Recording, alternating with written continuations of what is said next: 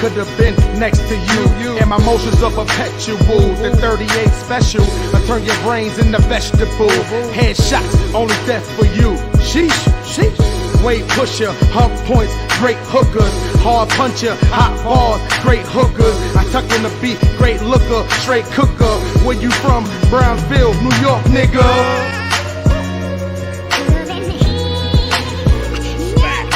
My older bitch look like she young, thick something. While I smoke a spliff, she sips something. No kids or nothing, she's money and dick loving. Her name meant something, used to sell bricks to her husband, but fuck it. Walked by the police, had to tug it, young and bucking. Time to get out, the bell wouldn't buzz in.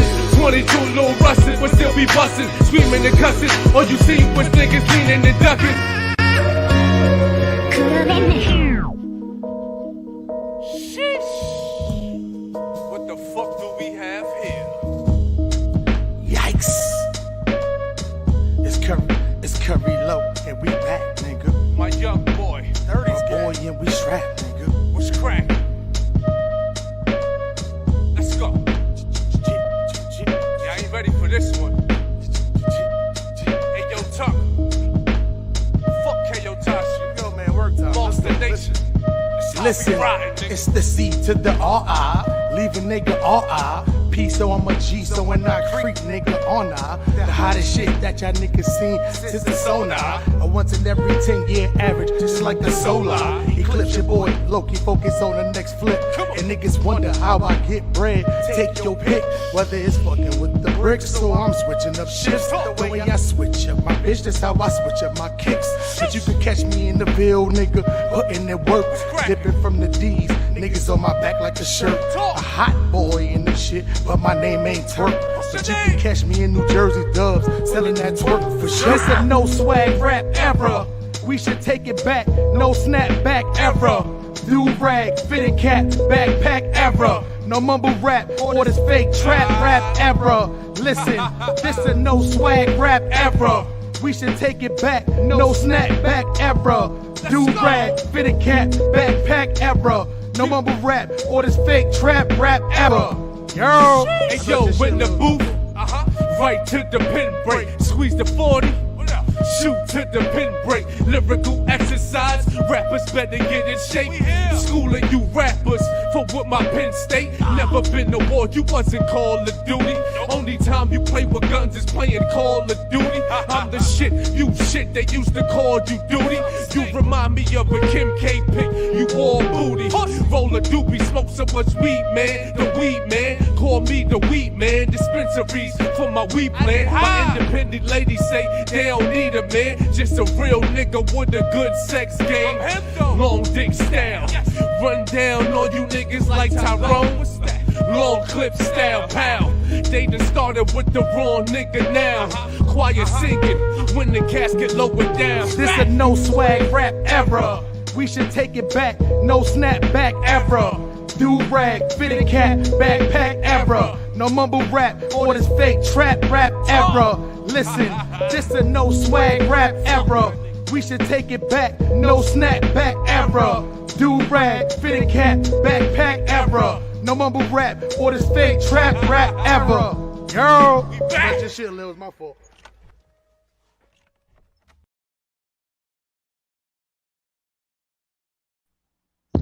Yo, y'all still tuned in there? Yes, sir. This is your boy Harlem Smiley, man, and you are tuned in to the one, the only Dirt Gang TV. So we're going to talk about this one a little bit differently today, man. You know, not in the right setup, not in the proper spot right now. So at the same time, I got y'all. The question for today's live is, was DMX friend wrong for jumping up there and just speaking after they took him off the program, or being that he was on the program, felt like he been riding with DMX when a lot of people wasn't riding with DMX. At the same time, felt like he's been known DMX for the last 20 years. So he felt like he should have had a right to speak. His kids spoke. All of the Rough Riders spoke. They wasn't led to. And I know DMX had a lot of friends. He said he been there, you know, been his friend for over 20 years.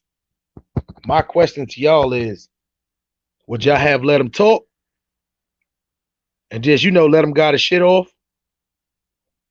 Or would y'all have done what the pastor did and cut him short? I too am Earl's best friend, and we've been on the road with him for the last couple of years. And this album would have not happened if we were not around, if we did not suffer through the pandemic and take Earl Simmons out of his house, drive an RV down south, and complete this album. I've been his friend for 20 years. 20 years I've been his friend, and I've been around him. I'm not an industry dude, and we got similar stories. Just like him with his grandmother, I have a grandmother that raised me, and I love my grandmother. I have a dog. I have similar stories. We both were in institutions when we were young. And I want to give you a story to how our lives paralleled and cross each other. Tashira said something here tonight that struck me, and I never knew it. She said that she seen X steal a purse or a pocketbook. That's the same thing I did as an adolescent when I was about 9 to 10 years old. And that put me in the group home in Yonkers. That's how I ended up in Yonkers. So I knew Earl Simmons since '89, and he was 7 years my senior. But I was a fan of his before he even realized it, because he was a local hero in the music industry, in the music scene as an underground artist. He did shows at School 12 and in Commerce, and the group home was right next door to Commerce. And I'm gonna tell you something else. This last year of my life, all the time I know Earl, I never said this to him, but I told him a story that happened to me, and he was a part of that story. He was a part of that story. And my name is Jungle, by the way. So I'm letting y'all know for the ones that don't know me. All right. Here's what I'm gonna do, brother. My brother. Over here, yeah. Over here, my brother. First of all, no. There's order. There's respect. You violated order. You violated respect. All right. But you disrespected my house. You've disrespected my house. What you telling me? Regardless of how good you think what you got to say is, you've disrespected my house. God bless you, my brother. God bless you, my brother. God bless you, my brother.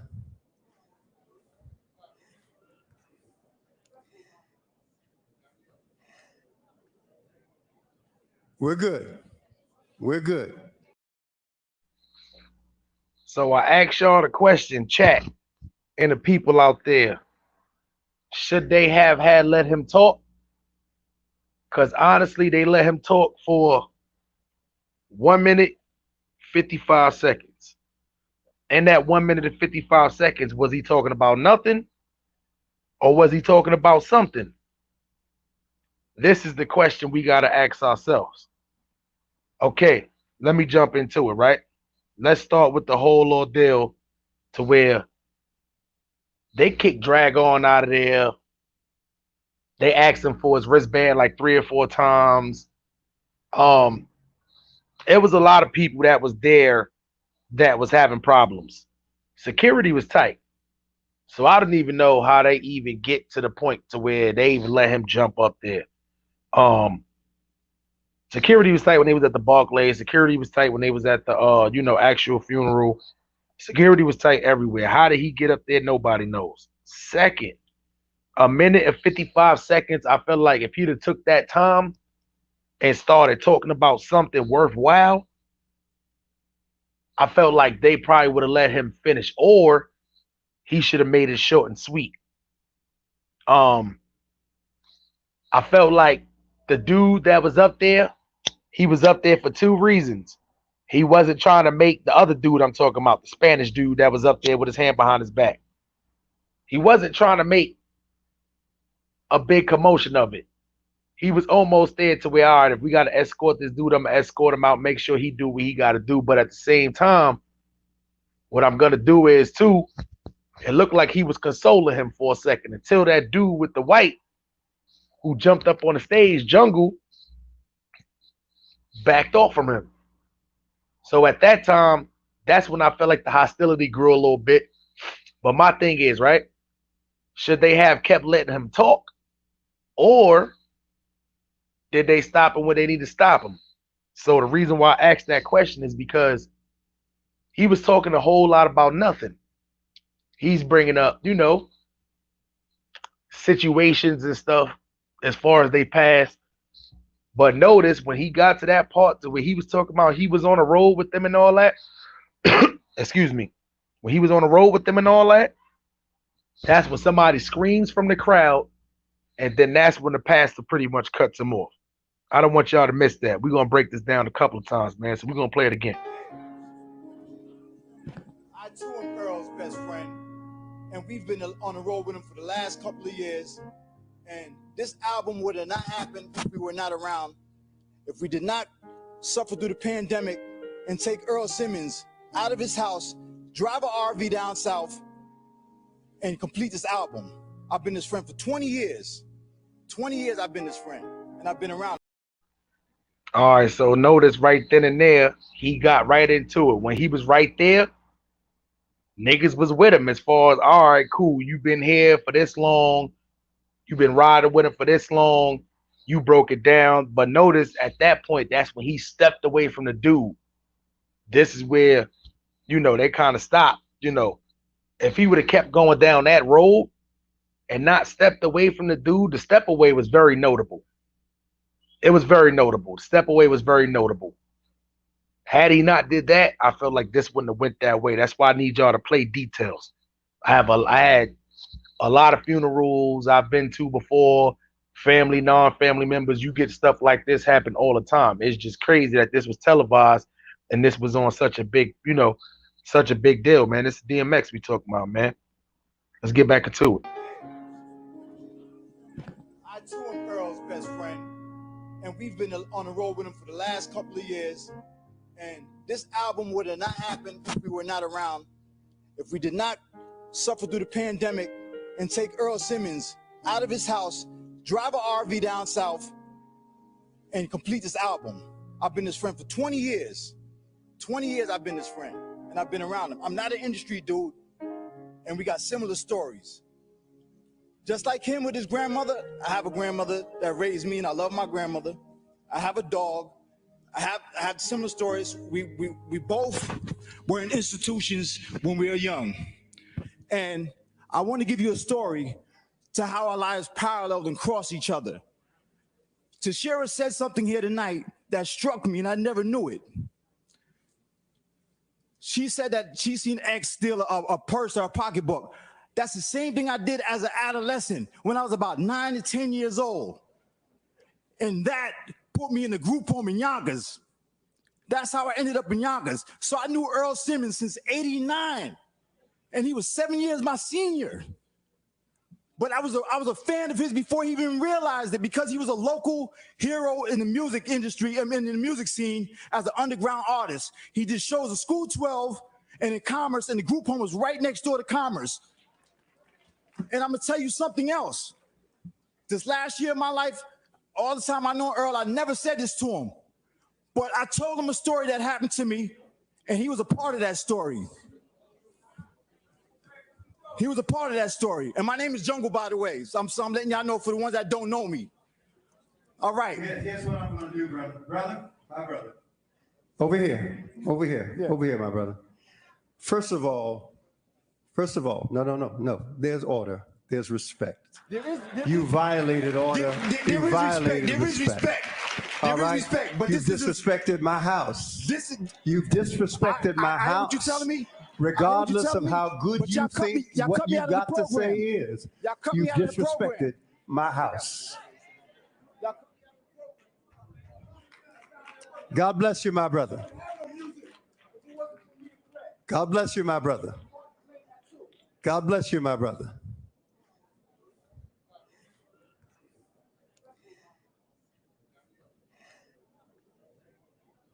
We're good. We're good.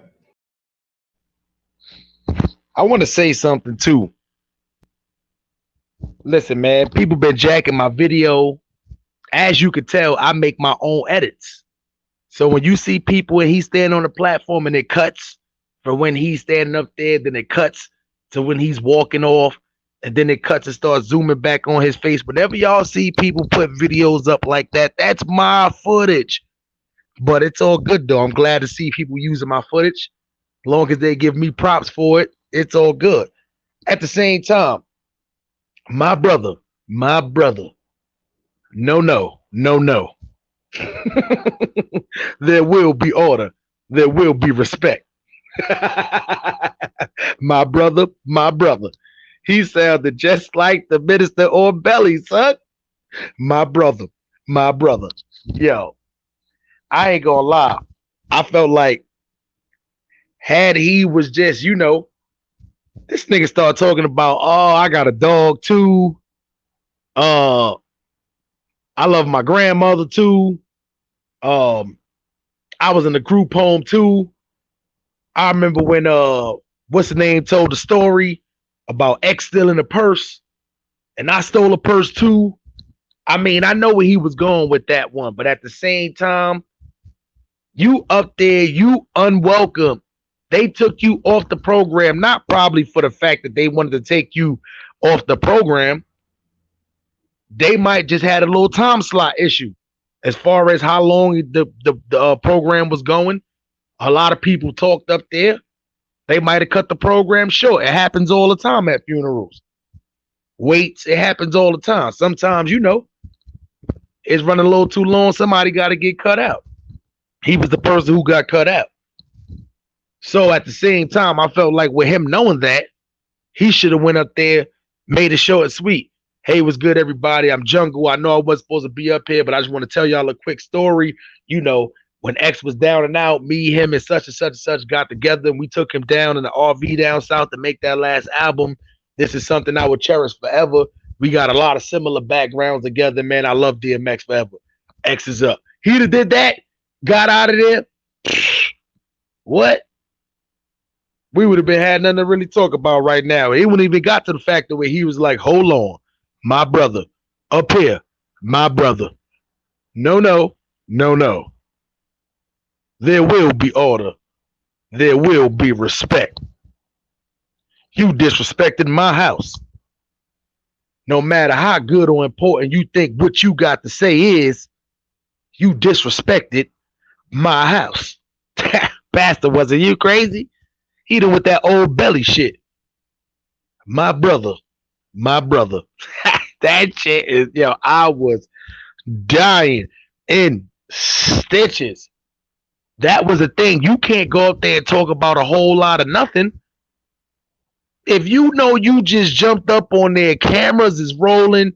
This is DMX we talking about. You know them cameras is a rolling. You really jumped up on stage and started talking about you got a dog too? You was in a foster kid too? You love your grandmother too? Like, listen, I know he was mad because he probably didn't get to say his piece, but at the same time, it's not that important to jump up there in front of people. For what? Like, it can't be that important for you to jump up there to tell your story. To do something like that, you made yourself look wild crazy. Just to what? It ain't like, let's be for real, it ain't like DMX can hear it. If that's the case, do a little silent prayer. He know your heart, shit like that. You can't jump up there in front of all those people and really sit up there and think that was the right move, that those people wanted to hear that exact story. I'm going to be honest. Nobody want to hear that shit. Especially, listen, if you were scheduled on the program, they would have called you up there shit. Niggas probably still didn't even want to hear that shit. But at the same time, it would have been like, all right, cool. If he start talking too long, we got to get him down kind of shit. But they cut you out the program. You ain't supposed to even be up there. What? Come on, son. You got to be kidding me. So at this point, right, I want to show y'all one of DMX's last lives that he did on IG. Because I know a lot of people was talking about, his state of mind and the whole fact that it might have been allegedly an overdose and, this and that. But, I mean, you got to listen closely to the words of this live. This was a very powerful live. I'm glad I actually had the clip for this to put this up for the people because I felt like this live is being overlooked, especially because this was the last time really seeing him before he did that that last show that he did. I think this what was the show at? Was the show in Florida? But he did a performance. But y'all tune in and let me know what y'all think about this live, and let me know what y'all think about the state of mind that DMX was in right before his passing. Everybody, you know what I'm saying? I continue support. They've been riding with me from day one. You know what I'm saying? Ups, downs, good, bad, and I appreciate it. You know what I'm saying?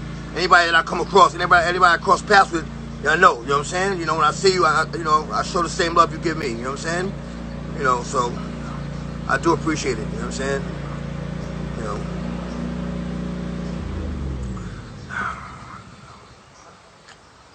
Right.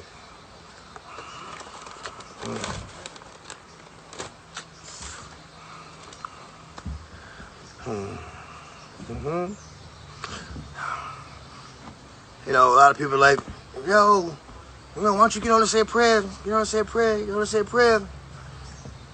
And the reason I didn't or haven't is because I feel like this is the time when you should learn to pray for yourself.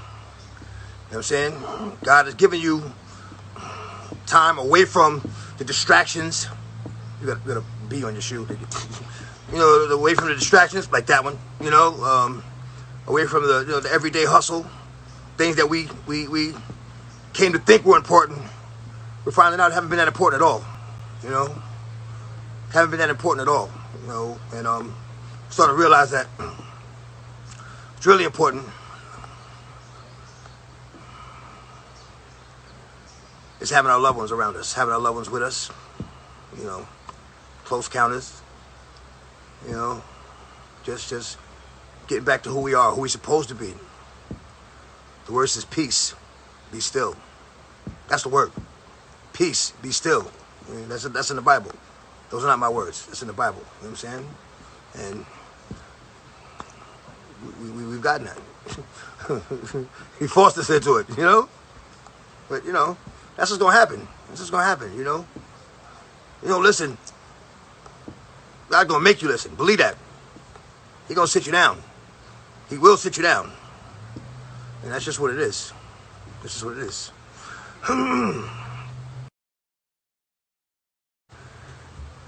There's some that were called home to God. And others who became aware of the grace that God was willing to give them by bringing them back from the brink of death. Scarface. You know what I mean? Scarface. Making a recovery. Love you, brother. On the other hand, Fred the Godson. He's with God. God's son. Come on. He's with God right now. My condolences to the family. My condolences to the family of everyone that's lost someone. As a family member or a friend. We feel that pain. But we feel that pain because we're going to miss them being with us. If you think about where they are, hey, they're in a better place. They're in a better place. The word says, when I next observed the oppressions that take place under the sun, I saw the tears of the oppressed. They have no one to comfort them. Their opportunities will power, but they have no one to comfort them. So I declare that the dead who have already died are more fortunate than the living who are still alive. But happier than both are those who have never existed, who haven't witnessed the terrible things that happen under the sun. Ecclesiastes 4. That's the word. Like the best thing that we can hope for, the most important thing we can hope for, or pray for, or ask for, is that our desires coincide with God's will. Because at the end of the day, at the beginning of the day, it's going to be God's will. It's always going to be God's will. You try to understand what his, why he does what he does, and you're just going to end up with a headache. Just do the right thing. Do the right thing. You know what I'm saying? Ecclesiastes 3. There is a season for everything and a time for every matter under the heavens. A time for giving birth and a time for dying. A time for planting and a time for uprooting what was planted. A time for killing and a time for healing. A time for tearing down and a time for building up. A time for crying and a time for laughing. A time for mourning and a time for dancing. A time for throwing stones and a time for gathering stones. A time for embracing and a time for avoiding embraces. A time for, a time for embracing and a time for avoiding embraces. What? Come on, come on, come on, come on. A time for searching and a time for losing. A time for keeping and a time for throwing away. A time for tearing, a time for repairing. A time for keeping silent and a time for speaking. A time for loving and a time for hating. A time for war, a time for peace. I mean, like I said, it goes back to, you know, you're going to start with a prayer, you're going to do this with a prayer. Yo, there are no words more powerful than the book.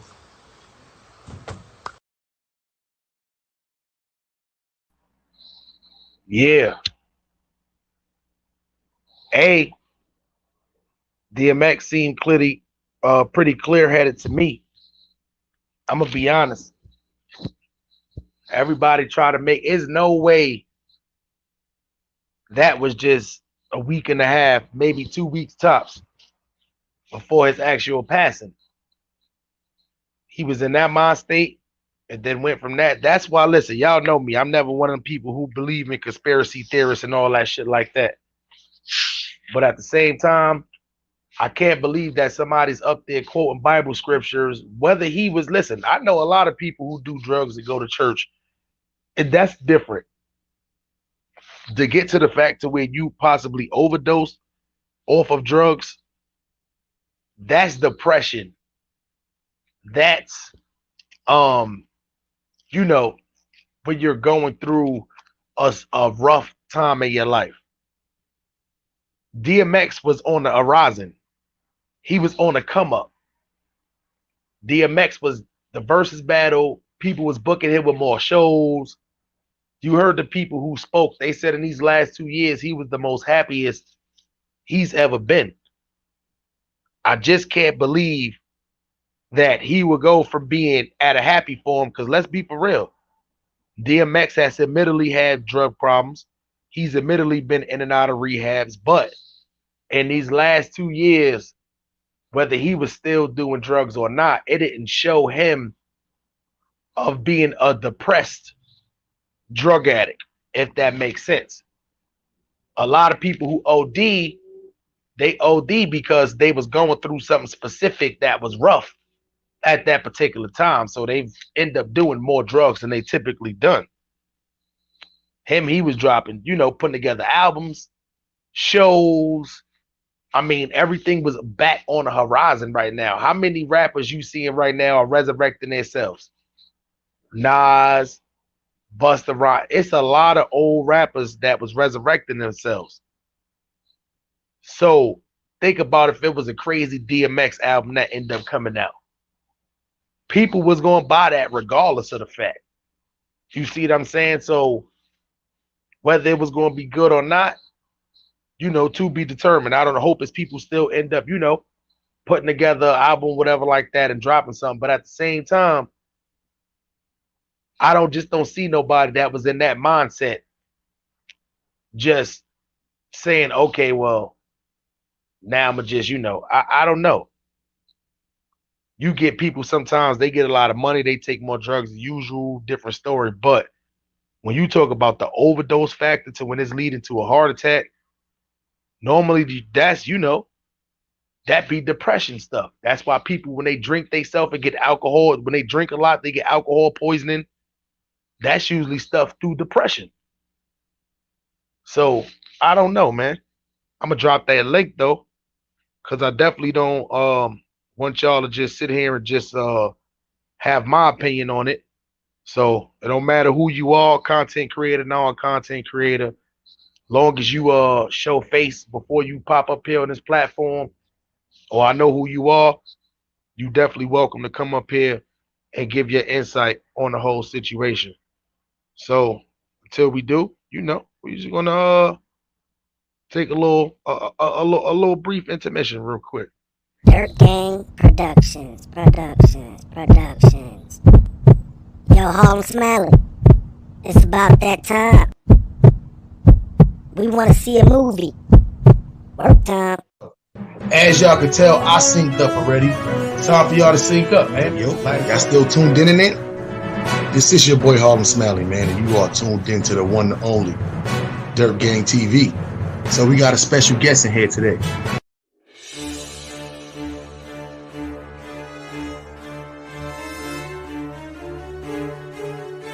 Yo, y'all still tuned in there?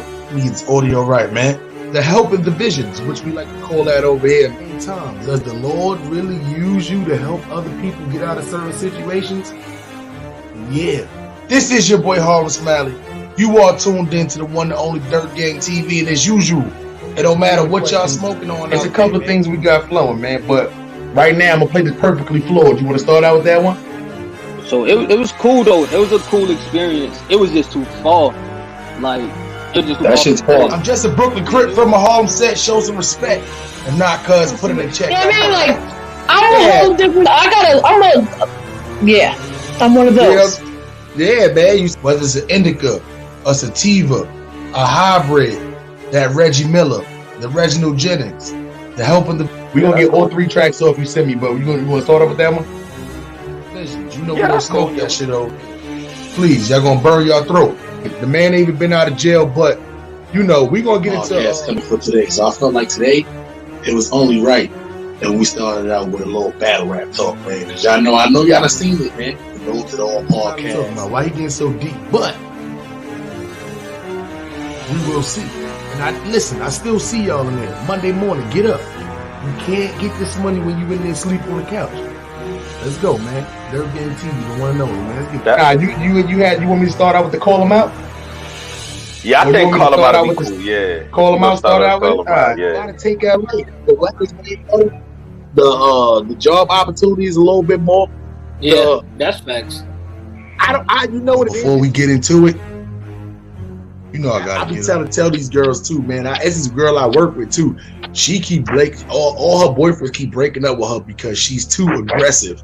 And I be trying to smoking, man, especially the Fonto with the raw paper, of course, or the Bob Marley paper, man. But if you add the graphic.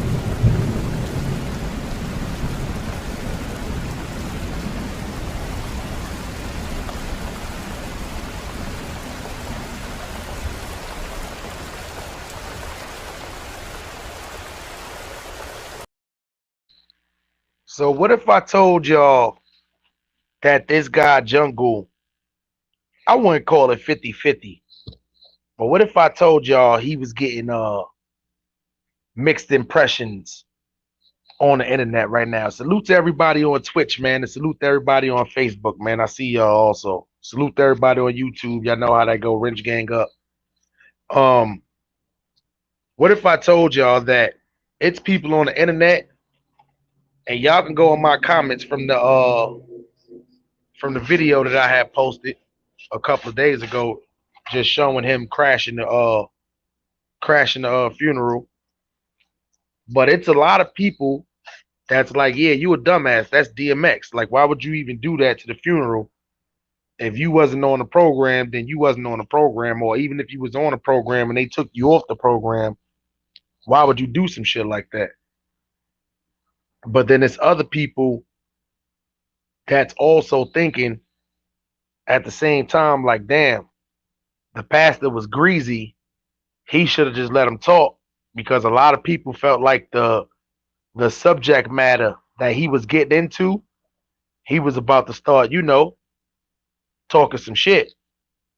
So that's why once you heard that scream from the crowd, it definitely, for the most part, felt like shit was about to go up if he would have said the wrong thing inside there. So do y'all felt like the pastor was wrong? Do y'all felt like he was right?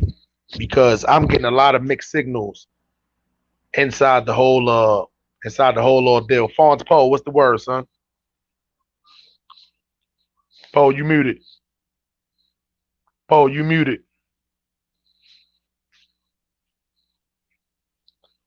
Make sure that's Poe.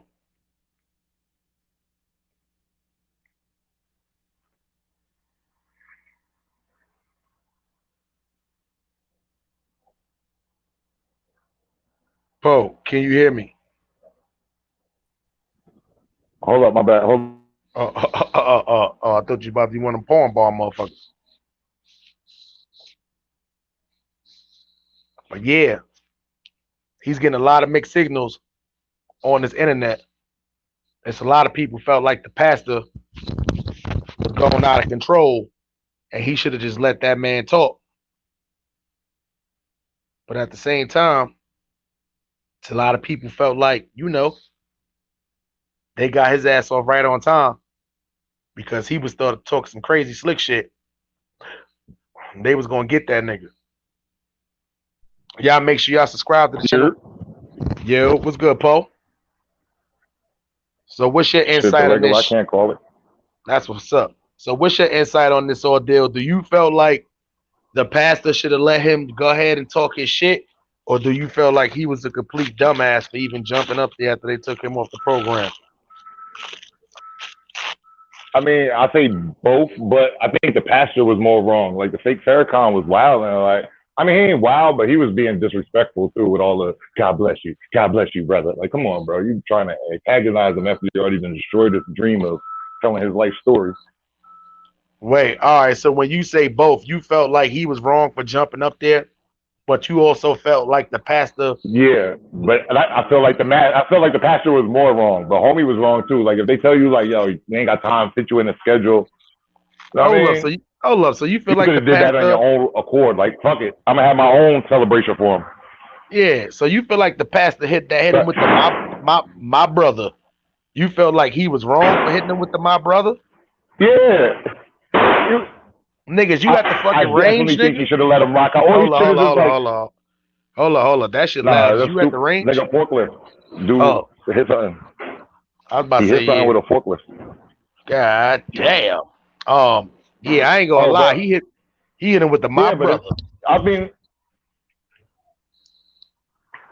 and then God bless you, brother. God bless you, brother. Like, come on. Hold on. This is what I don't get. Was the dude that was up there with him already talking? And Jungle came and interrupted the dude with the glasses, or the dude came up there with Jungle?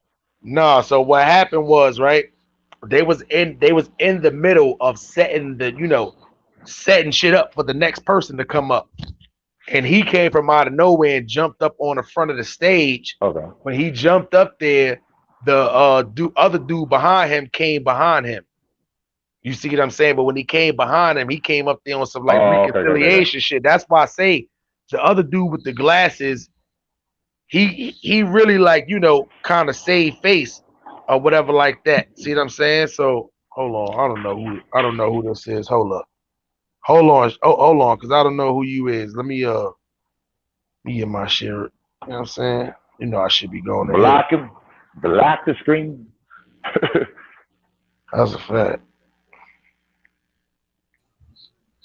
Yo, Shadow, I want to play the porn bomb game. Not right now. Hey, how you doing, man? Yo, how you doing, man? I'm doing all right.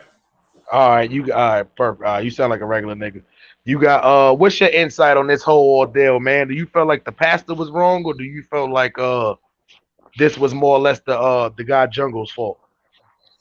I don't even know what's going on, man. I just jumped in the chat. And I didn't even hear what y'all was talking about, man. But I want to address something real quick, and then you can get back to your content. My name is Shadow, a.k.a. Mr. Unknown. I don't know if you heard about me. Nah, I haven't. Okay.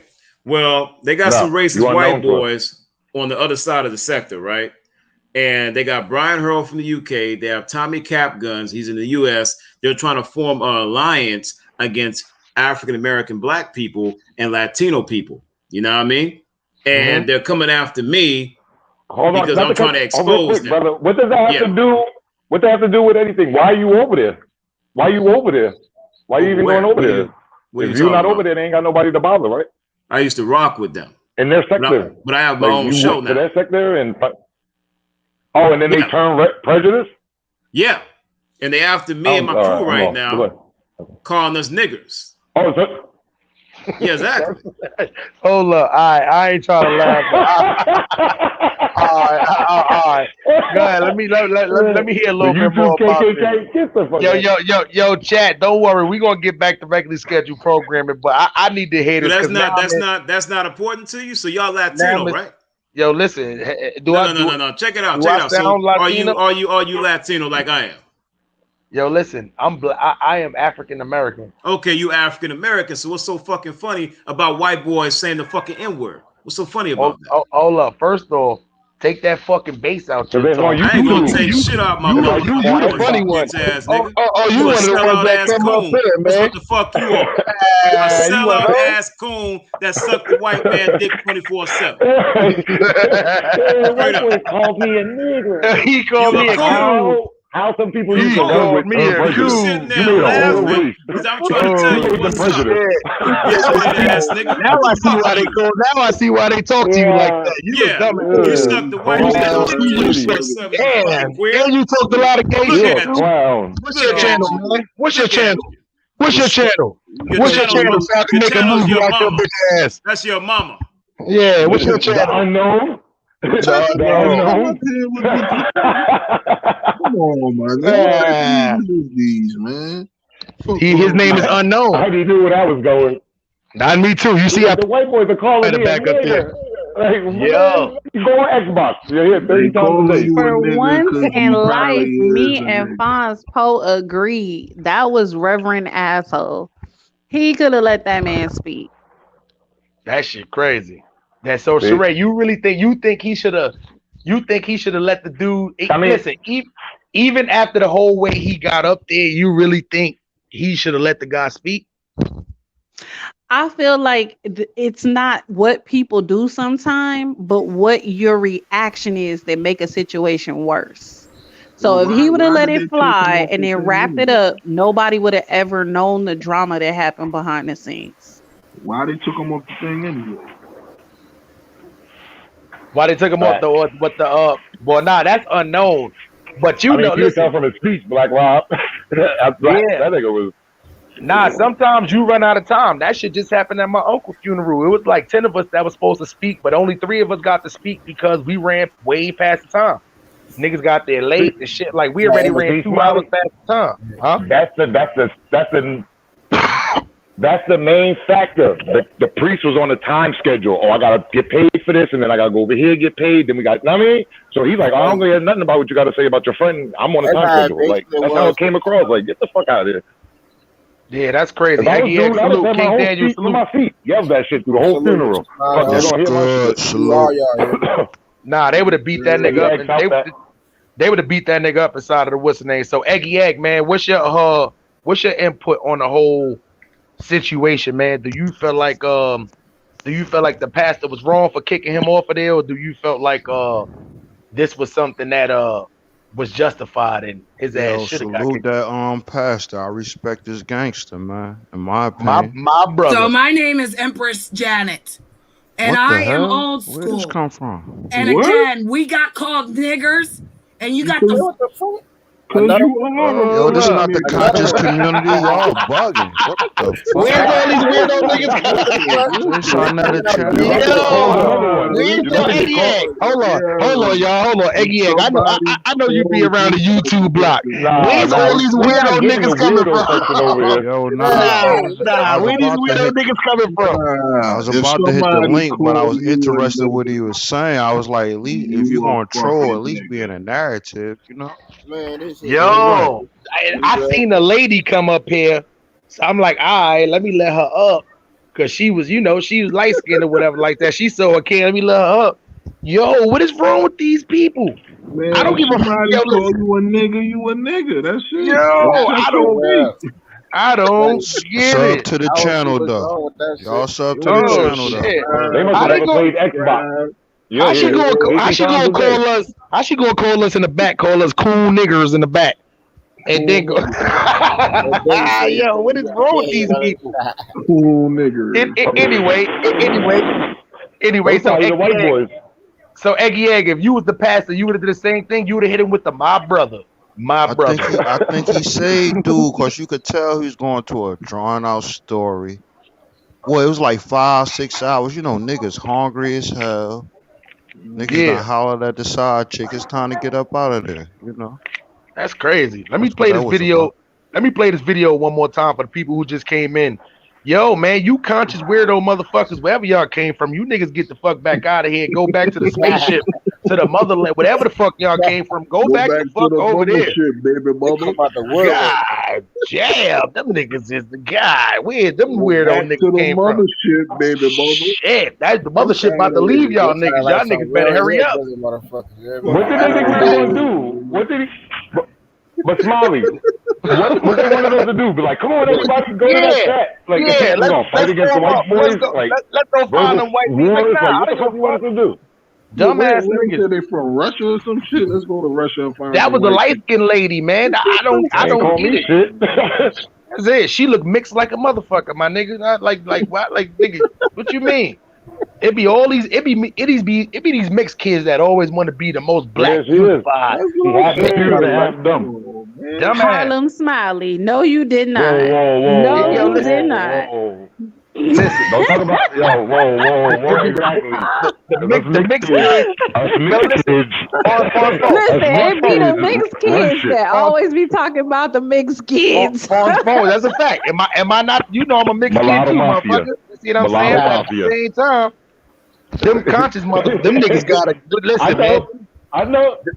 Them niggas gotta go back to Planet Zoron or whatever them niggas is like. You know they from somewhere Planet Zootopias, some shit like that. You see, they over there playing with white people and getting attacked. Where the Black Panther from? Why you over there playing with them? Let's get into this flick. Let's get into this video. Hold on, he came over here. Hold on, Smiley, look, his old friends. Go ahead. Nah, go ahead. Like our own friends call him a nigga. He coming to get us. But my thing is, how y'all gonna be over here talking about white niggas? That's what I'm saying. Like, how your own friends turned on you, so now you come over here. Yeah, and then your girlfriend in the back called me a cool nigga. She called me a cool nigga. She said you will pay, cool nigga. Damn. What is you is a cool nigga. Smiley, you cool as hell. Smiley, I appreciate that, my nigga. I agree with her. You is a cool nigga. You cool as fuck. I appreciate that, my nigga. You know what I'm saying? Let's get into this video, man. Salute to all the cool niggas out there, man. In a pack of cigarettes, my nigga. That's a fact, man. As a fan. I too am Earl's best friend, and we've been on the road with him for the last couple of years. And this album would have not happened if we were not around.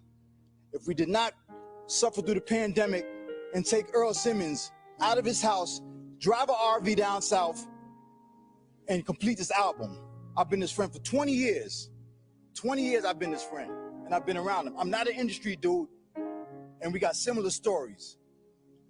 Just like him with his grandmother, I have a grandmother that raised me, and I love my grandmother. I have a dog. I have similar stories. We both were in institutions when we were young. And I want to give you a story to how our lives paralleled and cross each other. Tashira said something here tonight that struck me, and I never knew it. She said that she seen X steal a purse or a pocketbook. That's the same thing I did as an adolescent when I was about 9 to 10 years old. And that put me in the group home in Yonkers. That's how I ended up in Yonkers. So I knew Earl Simmons since '89. And he was 7 years my senior. But I was a fan of his before he even realized it, because he was a local hero in the music industry, in the music scene as an underground artist. He did shows at School 12 and in Commerce, and the group home was right next door to Commerce. And I'm gonna tell you something else. This last year of my life, all the time I know Earl, I never said this to him, but I told him a story that happened to me, and he was a part of that story. He was a part of that story. And my name is Jungle, by the way. So I'm letting y'all know for the ones that don't know me. All right. Here's what I'm going to do, brother. My brother. Over here, my brother. First of all, no. There's order. There's respect. You violated order. You violated respect. All right. You've disrespected my house. You've disrespected my house. What you telling me? Regardless of how good you think what you got to say is, you've disrespected my house. God bless you, my brother. God bless you, my brother. God bless you, my brother.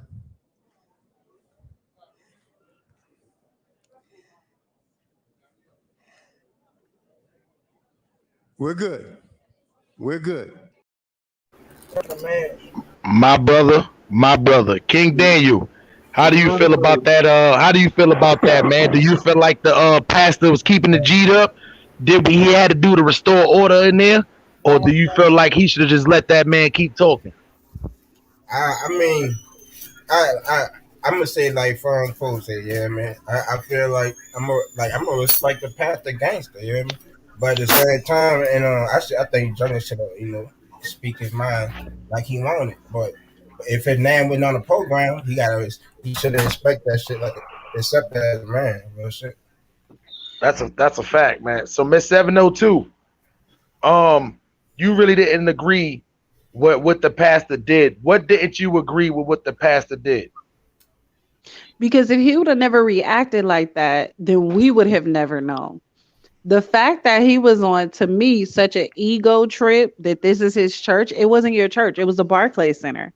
It's actually the Nets house, right? Don't the Nets play there? So it's a stadium. It has nothing to do. It's not a church. He just was brought in to do a churchly service, right?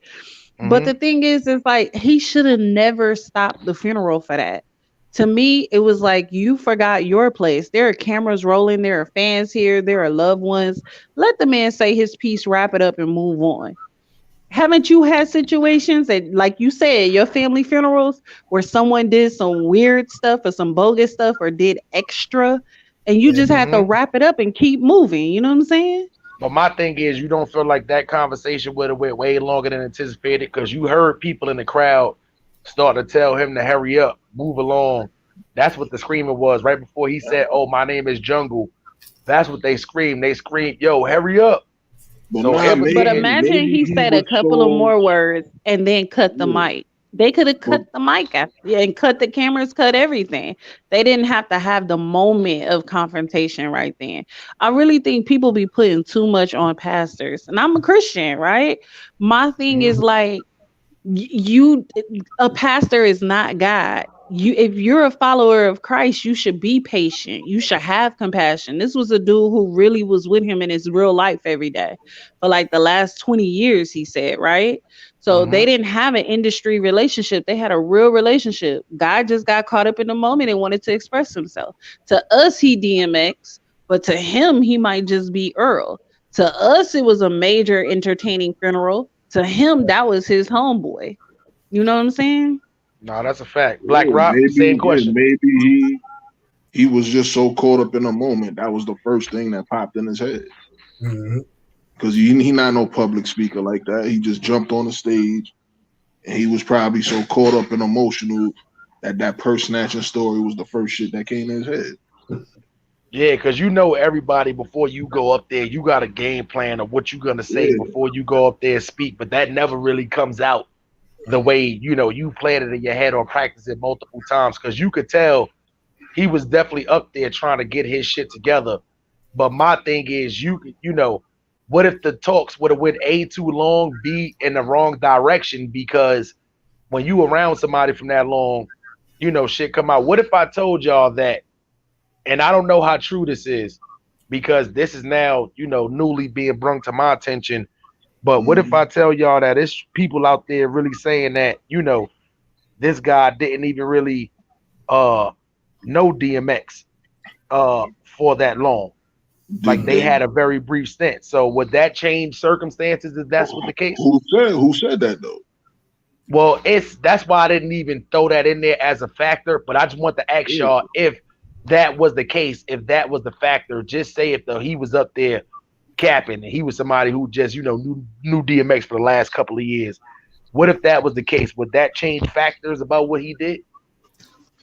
I mean, a little bit, but he talking about he went back to the '89 and all that. But if he just knew him like 2-3 years ago, then yeah, like you bugging, my nigga, like you out. That's a fact. Fonz Poe, you still in? Yo, Eggy Egg. So would that change the dynamics for you if he really didn't know DMX that long and he was just somebody who just felt like, oh, y'all niggas was only there when he was getting money, but I was here when he was going through all of this. Would that change the dynamics of him jumping up on the stage, or is it still the same shit? Nah, it don't change nothing. I disagree with 702 said. I think the pastor did a good job. He read it. He heard the crowd getting disgruntled. Like, let's be for real. Funeral 5 hours. You know how we is. We get hungry, get tired. You know what I'm saying? And you heard him. Like, he probably not a good speaker. You know what I'm saying? But he made it about himself. Like, to me, that's disrespectful. Like, talking about your dog, you going somewhere else with it. That's a fact. Yeah, that nigga went everywhere with that conversation. King Daniel, let me ask you this, right? Do you believe the whole theory as far as DMX died from overdose, and which eventually led to him heart attack, or do you believe that there's more to the story? Well, I mean, that's not enough information. I mean, they gotta have more to the story. Gotta have more.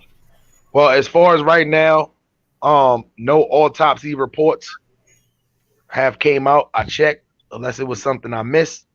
But as far as right now goes, and if an autopsy report, if they did an autopsy report, which they did, I'm pretty sure. I think they just kept it, But until that get leaks right now, that was just, heart attack was definitely the cause. But people saying it was him doing, drug addiction, which overdose, which led to heart attacks. Right. Well, people got their own opinions and shit when it comes to certain shit. Yeah, and I think a lot of people was just going off of his past history and, Eggy Egg. I'm gonna ask you a question. I'm gonna ask you a straight up question. Do you or do you not think DMX looked high at that versus battle?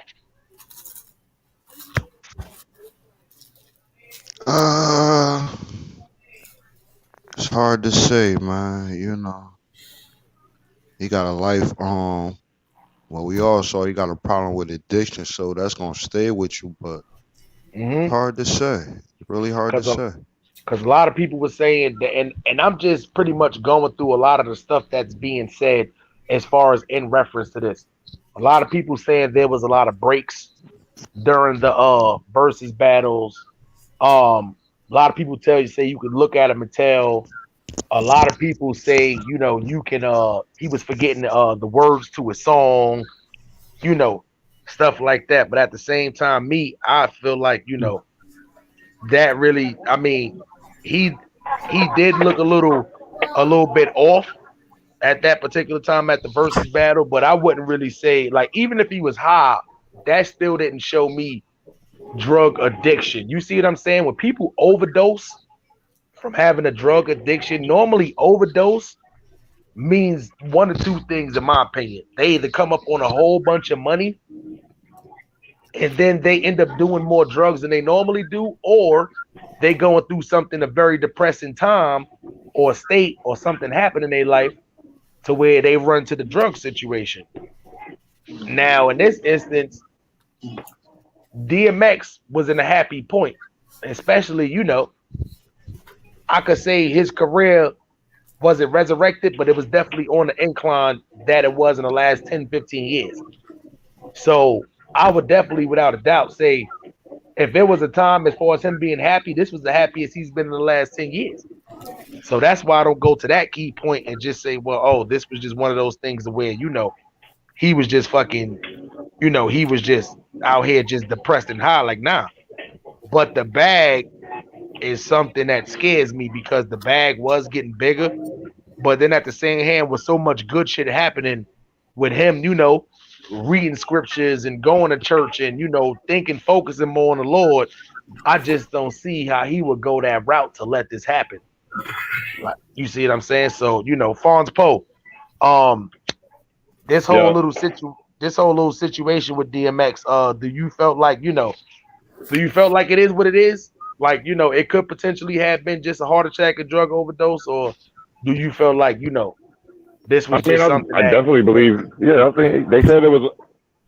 You heard what Irv Gotti said, right? It was fentanyl and crack. Like I don't know if they putting fentanyl on the crack or he was smoking fentanyl with the crack. I don't know. Listen, who said that? What Gotti said that? Not Irv like Gotti. Irv Gotti. Irv Gotti said it. No, not Turd Gotti. Irv Gotti. Yeah. Oh, that's crazy, son. But Irv, I ain't gonna lie. He said, yeah, the family got mad at him for that. Now, because that's a dangerous combination. Kanye raised over $1 million selling those fucking shirts. That's crazy.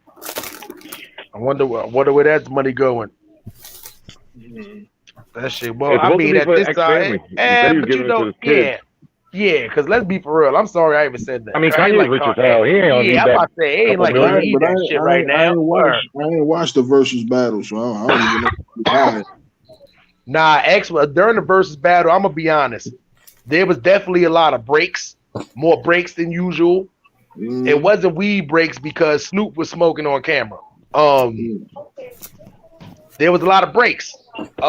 Then when they was coming back from off the breaks, it looked like, I don't know if it was just like, you know, when people drink a first cup, you could tell like, all right, that's their first cup. Second cup, you like, all right, they're a little buzzed. Third cup, you know, and throughout the cups, they start looking more different and different. Throughout the breaks, he was just looking a little bit more different and different. I would just, you know, I would say from that instance, and he was forgetting his words to the songs like a motherfucker. It was time that DJ was cutting the what's the name? He was cutting the beat, and this nigga X was just like, I'm saying, like, yeah, it was notable. Yeah, it was notable, but at the same time, he made it through his shit. It's a difference between being high, getting to that fact to where you about to OD on. So that's what I'm trying to tell people. It's a difference. I know a lot of functional crackheads. I know functional coke addicts. I know people who can drink all the time while they at work. I know people who weed heads all the time, can smoke weed before they go to work. It's mad different functional shit out there, but it's the difference.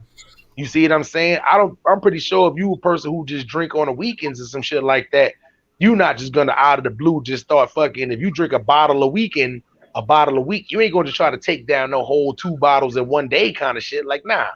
Unless it's some shit you going through, you know, somebody pass away, you lose a job, you know, relationship shit, you know, some depressing kind of shit. Or even if you get mad extra money, you don't go just try to take down 2 bottles of liquor in that one day. What you do is you go buy some of the good stuff. You see what I'm saying?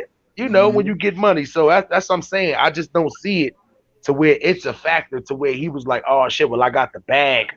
I'ma just like, you know, smoke a lot tonight and then, you know, hard. Like, I don't know, man. I don't know. I don't know. That's what I'm saying. It's just like, you know, the state. That's why I played that IG clip, because if you listen to the form that he's in right now, that don't seem like nobody who was depressed or nobody who was just ready to do that and be like, in his life, son, I'm about to go smoke some crack. You see what I'm saying? Like, I don't think that. I don't know. I'm just not getting that. You know, I don't know. I could be wrong. I could be wrong. I'm saying. But he put on a lot of weight. The man been smoking forever, man. He put on a lot of weight though. This is what I'm saying.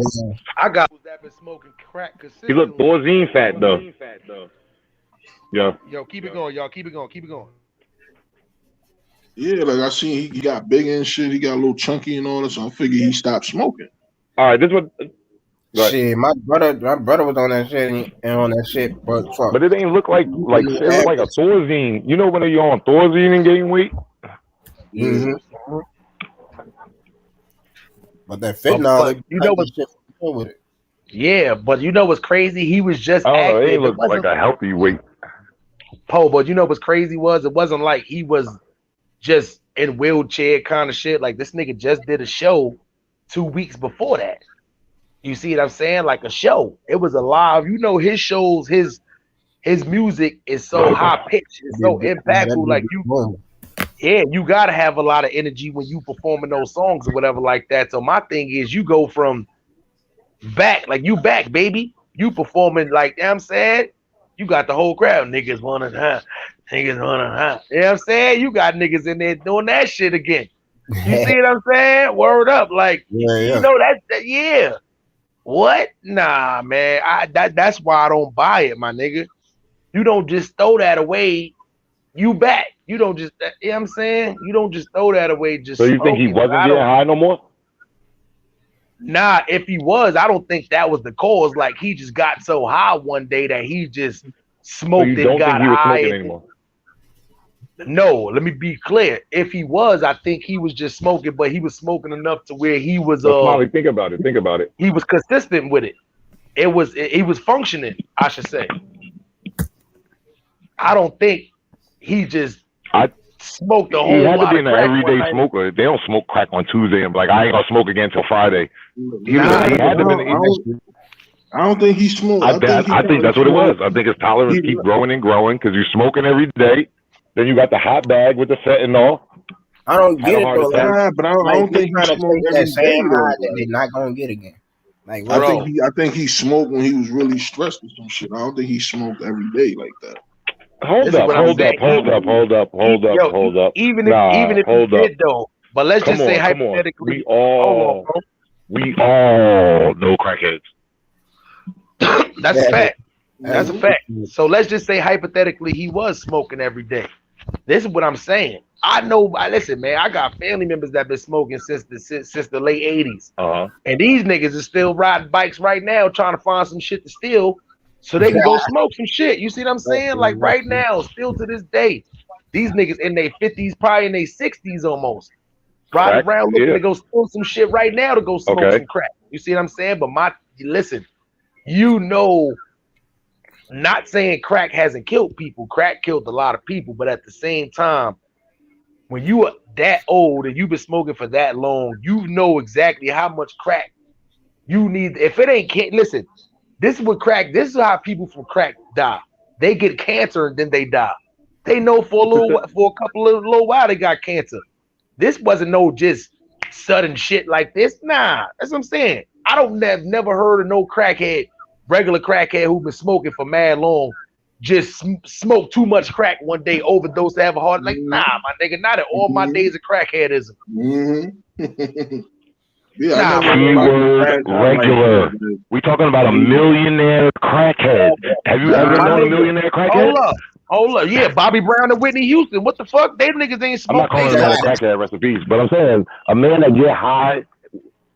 You should call DMX, but you gonna say Whitney Houston? What recipes? But look, Whitney. What happened to Whitney? I'm glad you hitting on this because I really don't think DMX died of overdose. I said she was on. She was like you said. She was cocaine. I know people 60, 70 years old been smoking crack for decades, and they ain't never killed themselves.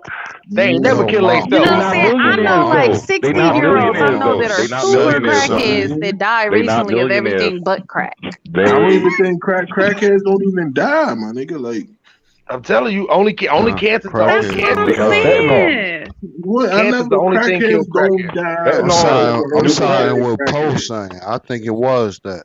They like roaches. All right, so yeah, like in a black family, like someone was saying, you always got crackheads. When and ever in the history of your family have someone died? You're comparing your uncles to a millionaire. No, I see what you're saying. But go ahead, Eggy. No, I was agreeing with what none of them, because they weren't millionaires. None of my family had that much money. If they had that much money, they probably would have. Hold on, Paul. Go ahead, Eggy. I was saying he could have got a bad batch. You know, they tell you they putting fentanyl on the weed now. But if he was smoking, I don't think no crackhead take breaks. Nah, that's what I'm saying. He must have had some serious health problems though. Like I don't think it was the crack, my nigga. The crack might have played a part, but not a big ass part. They saying if it was true what Irv Gotti said, then that's an issue then. Word. Bro, I'm ready to call my uncle right now. Ask him, do he be smoking crack with the And fentanyl? that shit out there, on, like all listen, that man. shit and the stuff heavy on the streets nowadays. This nigga been smoking crack and riding bikes for man. I don't get it, my nigga. Like it's still crackheads who been crackheads since I was a little kid that still run around in Brooklyn right now. Yep. Still smoking crack. Like yo. We all probably know somebody who Smiley. got a bad bag I of weed. understand that. I got an uncle. and lost I their got uncle fucking mind. crackheads too that's still smoking, but they not millionaires. Yeah, but no, my thing is, Poe, don't you think if that was the case, he would have been smoking? He would have did this shit a long time ago. Like he had way more money than he did now, to where he could have smoked himself into a whistle if that was the case. But fentanyl wasn't out back I was then. just about to say, Fentanyl somebody is a mentioned key Whitney word. Houston down in the chat down there. with Whitney Ben had Fentanyl big is a key money, word. so she Now, could you have think been Dan- took herself out with her millions. So you saying that was the difference? There was no fentanyl running around. They wasn't smoking crack with the fentanyl. So that's what you saying? Yeah, that fentanyl wasn't out. Well, they wasn't using it back then. So that fentanyl is killing a lot of people. No, he was man. buying raw, cooking it himself. He probably added a little fentanyl, a little too much. Right. Yo, I know. Nah, I don't even think he was that buying because raw, you're cooking it old himself. head. You're old head. You're not trying to Ain't no way in hell mess he with was- something you know what I new. mean? You know what I'm saying? You gonna get it like that. Yo, Like listen, that you know shit what be it on is? the news. That shit out there in the streets for real. But he know The he can niggas stretch that- it though. You know he Nah, can but stretch you know it. what's crazy? I hope the Well, nigga this is who- what I'm confused on. They said Go ahead, he Sheree. had COVID, Son, but they they locking said he people up just for had the throwing COVID oxy-30s shot. 'cause they got fentanyl How in is them. that possible? Hold on, Poe. Your shit got a delay. I know you got a delay. That's why. But go ahead, Sheree. Say that one more time. No. I was gonna say I'm confused about the whole COVID thing. They said he had COVID, but they said he just had his COVID shot. You can't get the COVID shot if you currently have COVID. Yeah, you gotta wait like a certain amount of time, and if I'm not mistaken, I know it's sometime after 90 days or some shit like that. From when there might actually be longer process than that, but yeah, I don't know. You know, they be when it comes down to this COVID shit, they be doing a lot of lying and all that shit. It's like at this point in time, you know, I believe if you go And that's inside what the I be hospital, wondering too. What if the autopsy dropped and he really died of like conditions related to COVID? And everybody out here talking about he a crackhead. We don't even know until the autopsy come back. Now, do y'all remember what exactly happened with Lamar Odom? Because Yep. he was brain dead, right? Nah, Lamar, he didn't fully go. Nah, I wouldn't call it brain dead, but he had like went off the railroad or something. yeah, like that. Yeah, that like he wasn't brain dead, but It was drug it was related, certain. right? It was certain parts of his brain that wasn't functioning, if that makes sense. But he wasn't brain dead though. He said he had mad strokes, man. Yeah, but that nigga trying out for basketball teams and all that again. They ain't fucking with that nigga. But I'm saying like, yeah, like you know, he trying to listen. That happened to a lot of people. And you That's know why he came back? Because crackheads are strong. Yeah, that's a fact. I'm not even gonna lie. Them niggas, if they drop an atom bomb on everybody, you know who gonna be left on this earth? Roaches and crackheads. I'm telling you, that's it. That's it. That everybody else is finished. And niggas ain't gonna understand how they did it. Crackheads gonna kill the zombies, all that shit. Yeah, that's a fact. Yeah, they gonna be trying to battle other eats. Nah, you ain't not eating no crack. You listen, a free earth where nobody can fucking with no rules and no cops, no shit. What? Nah, you not beating no crackheads. That shit is you, man. Listen, them niggas got unlimited drug source, unlimited food. Them niggas ain't got to worry about no cops. They ain't got to little steal shit, man. That's what Sheena is in the hood. Yeah. Can you imagine if it was a crackhead that was I Am Legend? Nah, my nigga, you crazy. That dog would have been smoking crack. Them niggas, man, listen. It would have been just cracking music all day. Yeah, nah, that shit is crazy. Now, that nigga would have smoked himself to a heart attack. I ain't gonna lie. That's why I already know, too, man. Listen, what? Some shit like that happened. I'm one of the one, man, listen. I know the first thing I'm doing, I'm hitting all the supermarkets, all the dispensaries, and then we're gonna go from there. Right, yeah. That's a fact. I don't need money for shit. You know what I'm saying? I'm wiping out all the dispensaries. Oh shit. I'm going straight to Uptown Hemp. I'm grabbing all that shit. I know it's a little off topic, but I wanted to ask y'all, everyone's saying crack, he had a crack habit. Okay, cool. Do y'all really think he died of the crack though? Me personally, I'm gonna be honest. Nah, I feel like there was something like wrong with him, underlying already wrong with him that didn't come out already. And I felt like if he was getting high that night, then that might have played the toll in it. But I don't feel like he overdosed because that's what the words they using. They using overdose. That's a difference from just being high and just smoking.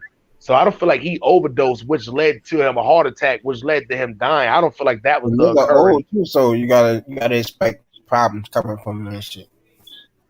Yeah, like, that shit. Medical problems and shit. I You know, think like I me. think it's a high possibility he was smoking, man.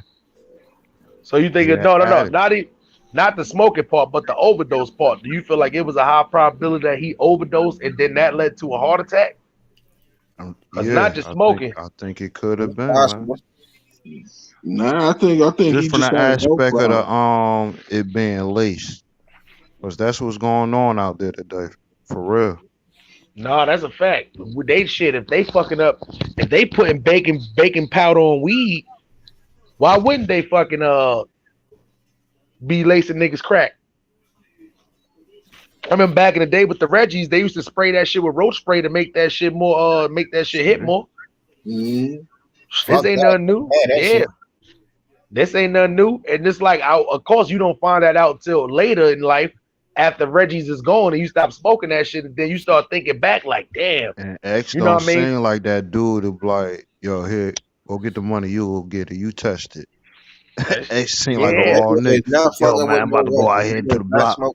X will go get it Nah, himself. you know what I was about to say, Eggy Egg? I don't feel like X been got it himself because it would have just been like, oh shit, niggas got DMX out here going to the block.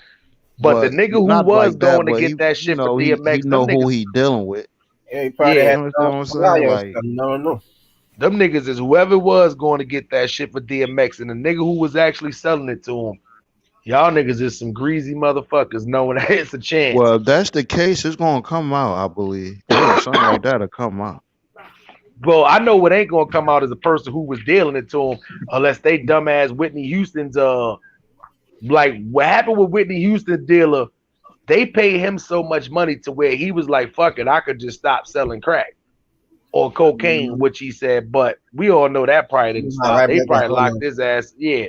But that dumbass nigga came out and told people how he sold them more than $750,000 worth of cocaine.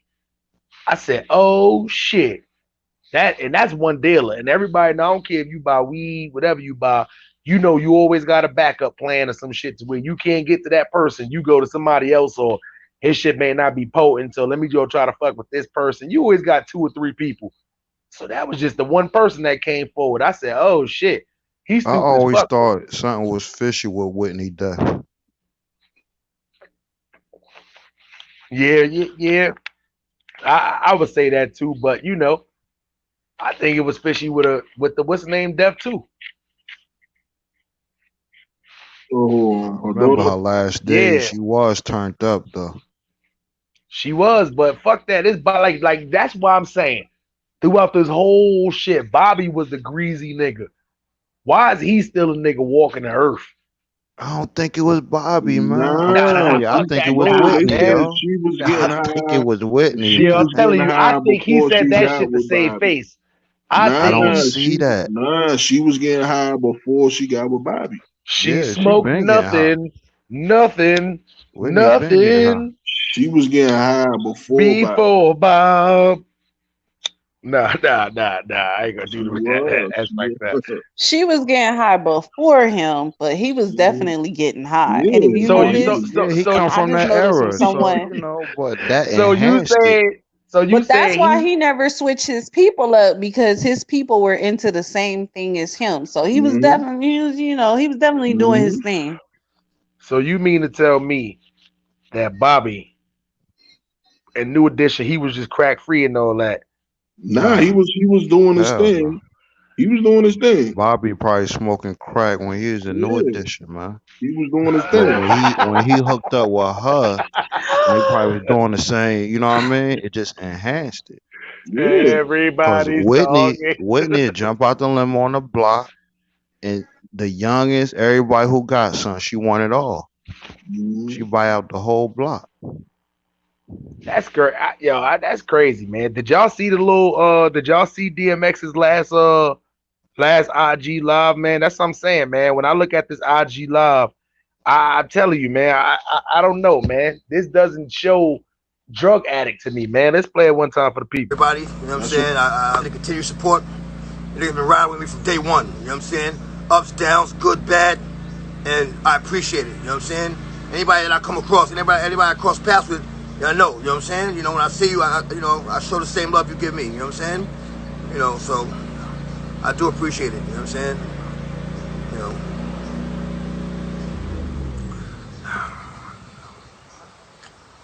Right.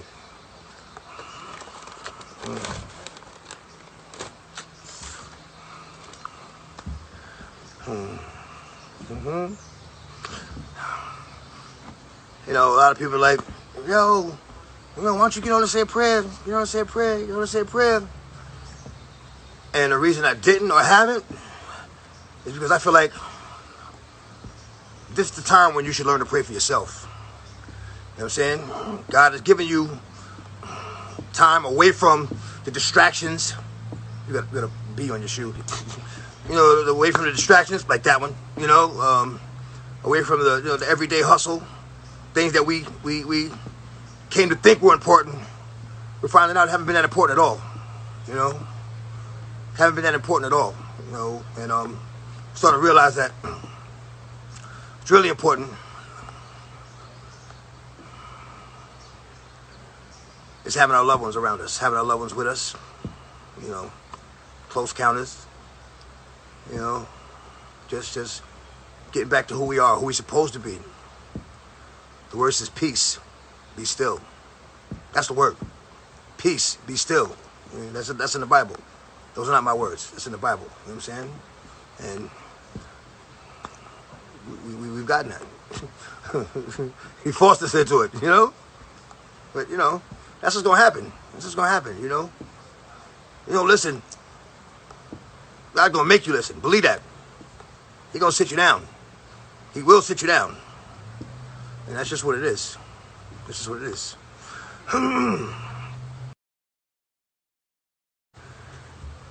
There's some that were called home to God. And others who became aware of the grace that God was willing to give them by bringing them back from the brink of death. Scarface. You know what I mean? Scarface. Making a recovery. Love you, brother. You know? On the other hand, Fred the Godson. He's with God. God's son. Come on. Come on. He's with God right now. You know? My condolences to the family. My condolences to the family of everyone that's lost someone. You know, as a family member or a friend. You know, we feel that pain. But we feel that pain because we're going to miss them being with us. You know? If you think about where they are, hey, they're in a better place. They're in a better place. The word says, when I next observed the oppressions that take place under the sun, I saw the tears of the oppressed. They have no one to comfort them. Their opportunities will power, but they have no one to comfort them. So I declare that the dead who have already died are more fortunate than the living who are still alive. But happier than both are those who have never existed, who haven't witnessed the terrible things that happen under the sun. Ecclesiastes 4. That's the word. I mean, like the best thing that we can hope for, the most important thing we can hope for, or pray for, or ask for, is that our desires coincide with God's will. Because at the end of the day, at the beginning of the day, it's going to be God's will. It's always going to be God's will. You try to understand what his, why he does what he does, and he's going to end up with a headache. Just do the right thing. Do the right thing. You know what I'm saying? Ecclesiastes 3. There is a season for everything and a time for every matter under the heavens. A time for giving birth and a time for dying. A time for planting and a time for uprooting what was planted. A time for killing and a time for healing. A time for tearing down and a time for building up. A time for crying and a time for laughing. A time for mourning and a time for dancing. A time for throwing stones and a time for gathering stones. A time for embracing and a time for avoiding embraces. A time for, a time for embracing and a time for avoiding embraces. What? Come on. A time for searching and a time for losing. A time for keeping and a time for throwing away. A time for tearing, a time for repairing. A time for keeping silent and a time for speaking. A time for loving and a time for hating. A time for war, a time for peace. I mean, like I said, it goes back to, you're gonna start with a prayer, you're gonna do this with a prayer? Yo, there are no words more powerful than the book. That's a fact, man. That's a fact. There are no words more powerful than the book. So once again, looking at him in that state of mind and that mindset, it's kind of hard for me to believe that one night he was just smoking and just got a fucking heart. Like, nah, I'm sorry. And he got the recovery body. He I don't got see the no recovery crack in there. body. Yeah, he got mad weight on him. I don't see no crack there. That's Ain't a no fact, crack. man. And I'm not, once again, am I saying that he just completely, just quit smoking and stuff? Maybe, but at the same time, the way they trying to make it seem like as if he was just had a crack binge one night and then just, got a heart attack and then, just died. Like, nah, I believe it was either underlying stuff that was going on as far as with his heart and shit already that they wasn't saying, or, but that's what I'm saying. Like, you wouldn't wait. Like, if it was cancer or something and you wanted to wait like close to last minute, you would do like the guy, like the Black Panther dude did. You see what I'm saying? Like, he gave people, months notice what was going on. He didn't come out and tell people when he first found out. But when he know he had months left, he let the people know. You see what I'm saying? Shit like that. That's what I'm saying. They not like, none of that's coming out. It's all just coming out as if, oh shit, this nigga just, like, you know what I'm saying, crack binge, heart attack, died. Like, nah, I don't think it was just that simple. In my opinion, respectfully though. You see what I'm saying? But one I thing, don't look at X as a crackhead though. I never looked at him as a crackhead. either I looked at him like if somebody had a drug problem. I didn't look at him like a crackhead though. Like, I don't know. Maybe it's a difference. I know motherfuckers who just smoke crack, but they'll go to work and they 9 to 5. They'll have a good job, go to work 9 to 5, smoke crack after 6, shit like that. You see what I'm saying? So, I know lawyers. One of my old lawyers, we used to pay her in crack. You had anything under felony, she was Damn, good. that shit had to be sweet. Yeah. Like, what? I was happy when somebody put me on her. I ain't gonna throw her name out there. But still to this day, when I ride around through the courts in Long Island, I still see this lady. And I'm thinking, like, and I see the people who she be representing, I'm like, oh, all right, game's still on. This lady been a lawyer forever. And when you talk like that, Dirt, that's what I'm talking. I think of the industry. As long as she do a good I job. just think of the industry, man. I see a conflicted man. Even though he look healthy, I still see a conflicted man. I think X would be happy when I see X like that. He not in the industry, but getting in the industry, I think he'll relapse, man. In my opinion. But but I ain't see no crack in there though. He got that weight on him. He look. Like I said, it could have been a heart problem, something with his blood or some shit like that. But what did he ever even talk about? His publishing and all that shit. Did that ever come up? Nah, that's still that's gonna be the next. If you hear what Swiss Beats was saying when he talking about, he gonna make sure his man's family is good and make sure that he actually brung up the publishing when Swiss Beats was up there talking. So that's something that's gonna be that's gonna be about. That's gonna be like how the family, Nipsey Hussle family went through it with the whole marathon continues thing. That's gonna be something that's gonna probably be, money wise, but at the end of the day, the masters is gonna be worth something because when somebody pass away, especially when somebody who had that many good albums, the masters is gonna mean something. You see what I'm saying? This is not like no fault and recipes to Black Rob. You see what I'm saying? Black Rob's masters is not really gonna, be a very big issue. That one song though. Yeah, whoa. You see what I'm saying? Like once again, because that's a very popular song. You see what I'm saying? But at the same time, it's just a difference with DMX. You're talking about 5, 6 albums of just fire. The business, something was wrong with that business too. Do they have a clause in these contracts where it says upon the death of the artist, does the royalties or publishing double or triple? Nah. Nah. Even though you ain't finished, I know that answer. Hell no.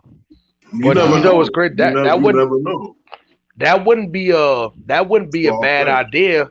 From my to put in there. understanding, the only person who had a clause in the history of rap, like an artist, was Roxanne Shante, and that's when they stopped it. She had one for like going to college. Yeah, but you could put clauses in your contract though. Yeah, what I'm saying, yeah, some shit you that they got behind the scenes with the music industry, with all the RIAA and all that. More probably now these days. Your catalog is worth triple because when the Beatles died, they shit went up crazy. And the crazy part, all that is right there is just life insurance you're talking about. Yeah, I feel like these rappers should have something in their clause as far as life insurance, to where if they don't own their own masters, they should at least put something in there that if I die, at least this percentage of my masters, if I don't own them, should go to my family. You see what I'm saying? Because there shouldn't be no fights about nobody publishing. Yeah, right. Listen, every time I'm at work, I'll probably say every day or every other day over the PA system, they play that stupid Vanilla Ice Baby song. You see what I'm saying? They still play that shit. You go to white people clubs, they still playing that shit. You go down the strip, fucking Fremont Street in Vegas and shit, they still playing. Ice Baby is the most hilarious situation ever because Suge Knight, Debo, Vanilla Ice for that, right? Yep. But then, but then old boy won the lawsuit against Suge Knight and deboed him for the rights to all of that stuff. So no. Who was the the drug dealer that was behind Death Row? Vanilla Ice. When he won that case, he now gets that royalty check. Harry O now gets that royalty check. Yeah, I was about to say Vanilla Ice don't get that royalty. He don't get that royalty check. Nah, so Suge took it from him, but Harry O took it from him. So how about that karma? Yeah, no, that's what I'm saying though too. But at the end of the day, everybody's still eating but Vanilla Ice. So that's the only crazy. He's still kind of eating. Adam Sandler put him on. No, he. Listen, that little whole reality TV shit brought him back to life. But people, you didn't hear a story before that. He was homeless for listen, the Vanilla Ice that he was in the game. That little reality TV thing brought him back to life. I ain't gonna lie. You said he was so fucked up he didn't want to hear the song no more. Yeah, I forgot what movie they said he did. Was he in like Scary Movie? It was one of them little stupid like movies like that he was in or something like that. He was in one of the scary movies, like one of the ones that was stupid. Yeah, but from that one, he was homeless when they found him, and they ended up paying him like I think it was like 17 grand or something like that to do that movie or something like that. That's what I'm saying. He was like super fucked up in the game, and then from that movie, they found him for the reality shit, that reality TV show. So other than that, but he was fucked up in the game for a long time. But you know what I have to say? Y'all was talking about contracts, and Noriega been screaming about this since he got his podcast, right? now other people are starting to whisper about it. Why don't they have a union for the hip hop artists? Like, why the Damn, record companies not establish damn. that? Sheree, let me ask you something. I don't know why when people get shape ups, they want to come up here on my platform, man. They know I don't like these people, man. Hold on 1 second, y'all. Give me 1 second, cause you know, I get the niggas be optimal bombing. cognac. Yo, what's up? What's up? What's up? What's up? Hey yo, man. Hey yo. You know, while I'm watching your show, I'm taking a shit, right? And I'm like, as long as hold on. Wait. That's the funniest shit I heard all day. Bo Bricks, hold up, Bo Bricks. I like taking a shit. I like taking a shit while I'm watching the show, bro. Bo Bricks. You want to see my shit? Bo Bricks. Nah, we could look at you and tell you shit. Now we know who sent the people now. Yo, Bo Brick. Yo, you's a nasty motherfucker. You in a pink bathroom right now? You in a pink bathroom. You a nasty motherfucker. If I didn't think you wouldn't palm bomb you right now, I'll show everybody you sitting in your grandmother's pink bathroom right now.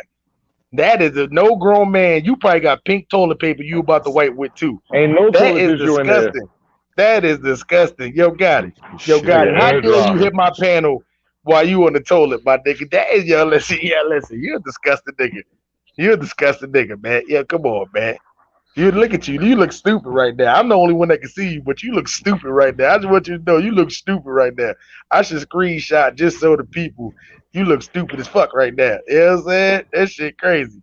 Hold on, Gotti. When you get up, when you get off that toilet, you can come back up. When you get off that toilet, man. Nah, don't try to turn the camera off, bitch. You still on the toilet. Nasty motherfucker. You know what I'm saying? But anyway, I'm sorry, Sheree. Wash his hands. I'm sorry, Sheree. I didn't mean to. Yeah. So what the record companies stand to lose by letting there be a hip hop union? Because these hip hop artists, they do tremendous things. They make money at some point. They never have life insurance. They never have money. Like, they never have medical care. Like, what? Like, why they just can't have a hip hop union? Because they selling them dreams. They like, nah, you don't need a union. You can make $1 million. It'd be way better to go independent with shit. It's all about connections, man. The industry even the independent dudes, they ain't got no. Even when y'all was talking about contracts, it was known that Michael Jackson bought the Beatles contracts, right? Yeah, that bitch. Yeah, no, that's a fact. Catalog. And look what happened in that. Yeah, them bitches worth a lot of money too, though. You talking about contracts? Look at Death Row now. Hasbro just sold it, right? Again. Yeah, that shit is going. You know what it is though, too. It's just it's the royalties that's worth more. Let's be for real. It's not going to be no more notable artists that's really coming out of Death Row Records right now. But it's like you look at the past stuff that they got, it's still being played right now. And like one thing I can say about California people, barbecues, cookouts, parties, you're hearing a lot of the same music. You're hearing a lot of West Coast music, and because it hasn't been no big notable artist that has been coming out of the West Coast besides like, you know, since the game, and I would say Kendrick and the Wiz Khalifa's and stuff like that. But other than that though, they playing a lot of the old West Coast music at these barbecues and stuff like that. So, you know, same thing when you go in New York and shit like that, and you still every goddamn barbecue and shit in New York, New Jersey, Connecticut, you hear the electric slide. I think that's worldwide. The electric slide is never going to get played out. Yeah. I think that's everywhere. That was a bad analogy because they played electric slide. I hear that shit at every barbecue, long as it's somebody over 40 years old. That's really a reggae song. An electric slide. That's really a reggae song. Yeah, that's a fact. I think by the time we get old, like when we the old niggas at the barbecue our age, I think that's when electric slide gonna finally go out. Yeah, it's gonna go out of style. But look, these rap niggas are stupid. Like as far as a union, electric slide. These niggas create alliances for for street protection or whatever to do this and do that. But damn, son, these niggas they got enough. Like these niggas they got enough alliances to do a union themselves. Yeah, but that's a point. Like the industry, especially the rap industry, like The beginning was streets. Yeah, It's all they could do the shit dirty. they It's all sell. They devilish in that shit, man. got family members that work for the bus company and MTA and all this shit like that. Yeah. But they just creating alliances just to be in the street, just to be running around. Like, the fuck are you doing? Yeah, that's a fact. Oh, Gotti, you left right on time. I was just about to let you up here. I was about to ask the squad if they want to have a little fun. You left right on time, Dust Bucket. I was about to just let you up here. You know what I'm saying? Word up, Poe. I was just about to have a little. Don't make me turn my camera off. Don't make me turn my camera off. Oh,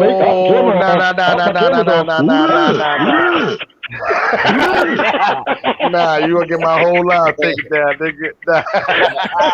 Yo, so let me tell you what this nigga Poe did, right? This dumbass nigga, this nigga took these. Well, I ain't gonna say it was him.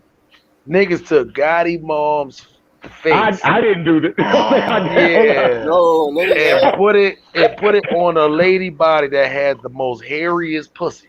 Oh, man, that shit was like, I like that shit. Yo, Poe, man. That wolf pussy. That's definitely that wolf. Like, I ain't gonna lie. Nappy dugout. I can't even give you the solo. But you know what's crazy? I can't take that photo credit. I can't even do that. Poe, so this is what I'm gonna do, right? I can't take the credit for that. Somebody else did that. This is what I'm gonna do. Black Rock, y'all gotta make sure y'all look real quick. So what I'm gonna do is, right, I'm about to give Poe the Summer Jam screen. Poe, I need you to flip it on real quick and then flip it right off. Hold on, not yet. You ready? Right back off. Okay. Flip it off. Yeah. Flip it back off. Flip it back off. No. Hey, shit. This shit is crazy. One of them. I got a bunch. Oh, yo, that shit look real. Don't play with the squad, boy. Oh, that shit look real. Yo. That shit look dead. Yo, everybody leave y'all emails in the back chat and I'll send y'all all of them. I'll send y'all a whole collection. Yo, that shit be having me dying. Who the fuck getting the goddamn messenger call? That's me. She gonna have to wait. Yeah, nah, man. Talk to your shorty. I dropped the link for you again, man. Call your shorty back. I bet. Yeah, I'm gonna drop the link for you again. We don't need her mad at you. Hold on, Poe. Smiley, the coffee cook. Hold up. So I missed this step. Does DMX own his music or does he not own his music? No, all right. So what happens is I don't think he owns his. That's D and wow, whatever his name is on that shit. Yeah, correct. So that's the problem with it though too. And people, it's already been an issue for a long time with DMX. So why do they own his music and he don't own his? If they such niggas is such street niggas and loyal niggas. Nah, a lot of people back in the day. The fuck you mean? Yeah. Nah, but that's his music. Yeah, a lot of people were selling. A lot of people were signing dummy deals, man. A lot of people were signing deals, and at that time, what the record label was doing, they knew how important masters and all that shit was gonna be down the line. So what they do was they'll just offer you a lot of money, have you sign the contracts, tell them you got to do this amount, but not even realizing like they still actually, after you complete the albums, they actually own what happens after that. You see what I'm saying? So once they pay you your set amount, whether your shit go wood or whether your shit go 10 times platinum, they can decide whether they want to give you a bonus, an incentive. If you had that in your clause for like, all right, if I hit 1 million, albums sold, then I'll get this amount of bonus. Shit like that, but after that, you can't determine what happens after that. So which means so should we still look at these dudes as real dudes? I mean, let's be they businessmen. Now it's a lot of people that's getting smarter now. That's actually on some shit to where they like they know the importance now of actually having your masters and getting residual checks and all that down the line. So to where you ain't got to worry about going homeless or going broke because you still getting them little checks in the mail. You see what I'm saying? Shit like that. So my thing is, it's a business.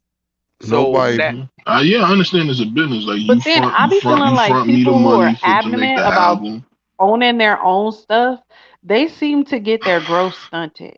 Cause like Nipsey was adamant about owning all his own stuff, but guess what? Nipsey should have popped 10 years ago. You know what I'm saying? Remy Ma was talking about how she'd never take a 360 deal, and Remy Ma should have popped forever ago. Yeah, So it's like, cause if it's you about don't them conform, do connections. you really make it? But you know what Nipsey can Nipsey? have but all the all followers, but he not they gonna get in do, Madison Square without them connections. but all they do is front you money. They give you advance. They give you a platform, and you work the platform. But you And can Nipsey, imagine being 17, 18, getting $1 million, you getting Hmm drugs, bitches, cars thrown in your face. You getting all this show And that's money. how they You'll swindle never you out see of the your end master. picture of 50 million, 100 million. You can't even wrap your head around Yeah, that. Somebody that's told you, how they well, you swindle good you with out the your million. masters. That's They how but they throw you Sheree, that to get you. answer your million. to answer your question, pause about Nipsey too. Nipsey was thinking longevity. Nipsey definitely thought, he had more time when it comes to the rapping thing, so he wasn't thinking about getting rich fast. He knew throughout the hard work and throughout the years and time, he would eventually get there. So now just think about where Nipsey would have been at right now if his death would have never happened. I feel like he would have still been just as big now, if not bigger, because it ain't no telling who he would have been collab with by this time. Hey, Dirt, if you see Nip, like Nip was just popping. Mm-hmm. And all the shit, his investments, the shit he was talking, you could tell at the end of the story he's gonna have it, man. That's a He was fact. already getting it. But when you Yep. get too big on your own, that's when they want to get you and control you. No, that's a That's fact. the But key now, word with Nip is control. It's not. It's the ownership part is good, but when you have control, that's the main thing. Yeah, but every artist should want control of his music, of his own destiny. that's a fact. And you got to think about it, right? Like, what does this record label do for you that you can't do for yourself? Only thing Mm-hmm. they do is the hard work. That's it. They do the hard work. You can do the Mm-hmm. hard work yourself. And then if your shit do crack like it's supposed to crack, you ain't got to worry about this shit down the line towards the end. Like, oh shit, some shit going wrong with me. I'm gonna keep it Now, real with you, Dirt. This the flip side, in my opinion. They're still trying to find a way to take it from you. Yeah. Nah, but I think when you with yeah, a label, you My got grandma you used to got say more that too. time She to used to say no concentrate matter on your how high music. you are, they'll find a way to bring you down.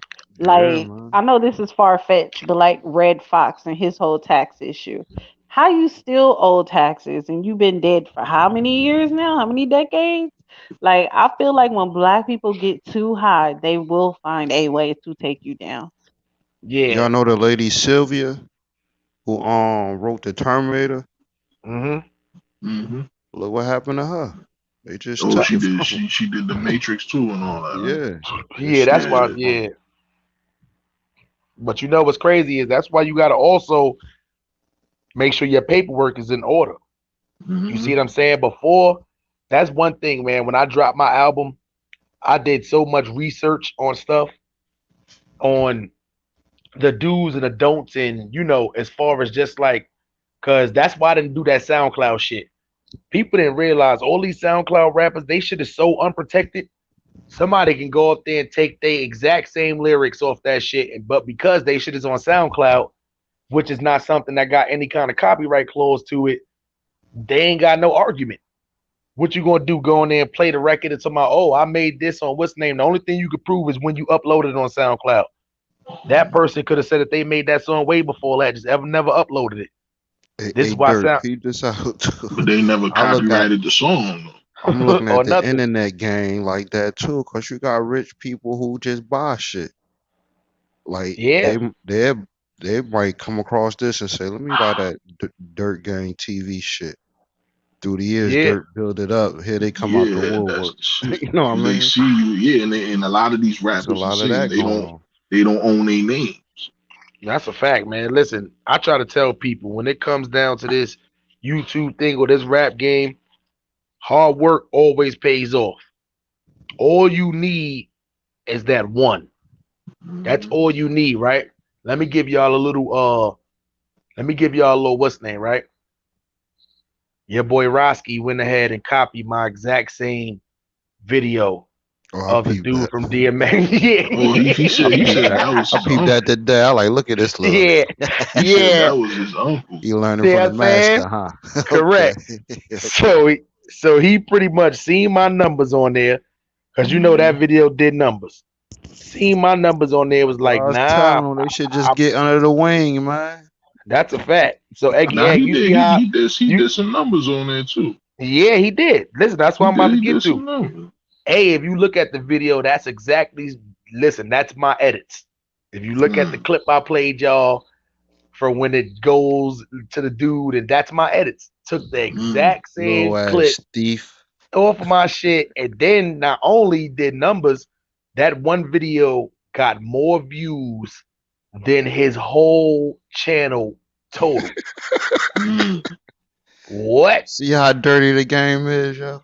The game? A real nigga, if he don't like you, he wouldn't even jack your shit. Not that. But he can't even do it. he kind of did it a smart way, because he said this is my uncle, so people gonna be like, oh, that's his uncle, so we gonna go to his channel. Here's the crazy part for like through the clickbait inside of there. Like what? This is what I be saying about, like, you ain't gotta go down that route. But to throw the clip, like the shit was gonna do numbers regardless. Because he copied my shit so quick and niggas couldn't find that clip because the clip of that wasn't really coming out. You seen his title? Yeah, my uncle. He said, "My Uncle Jungle."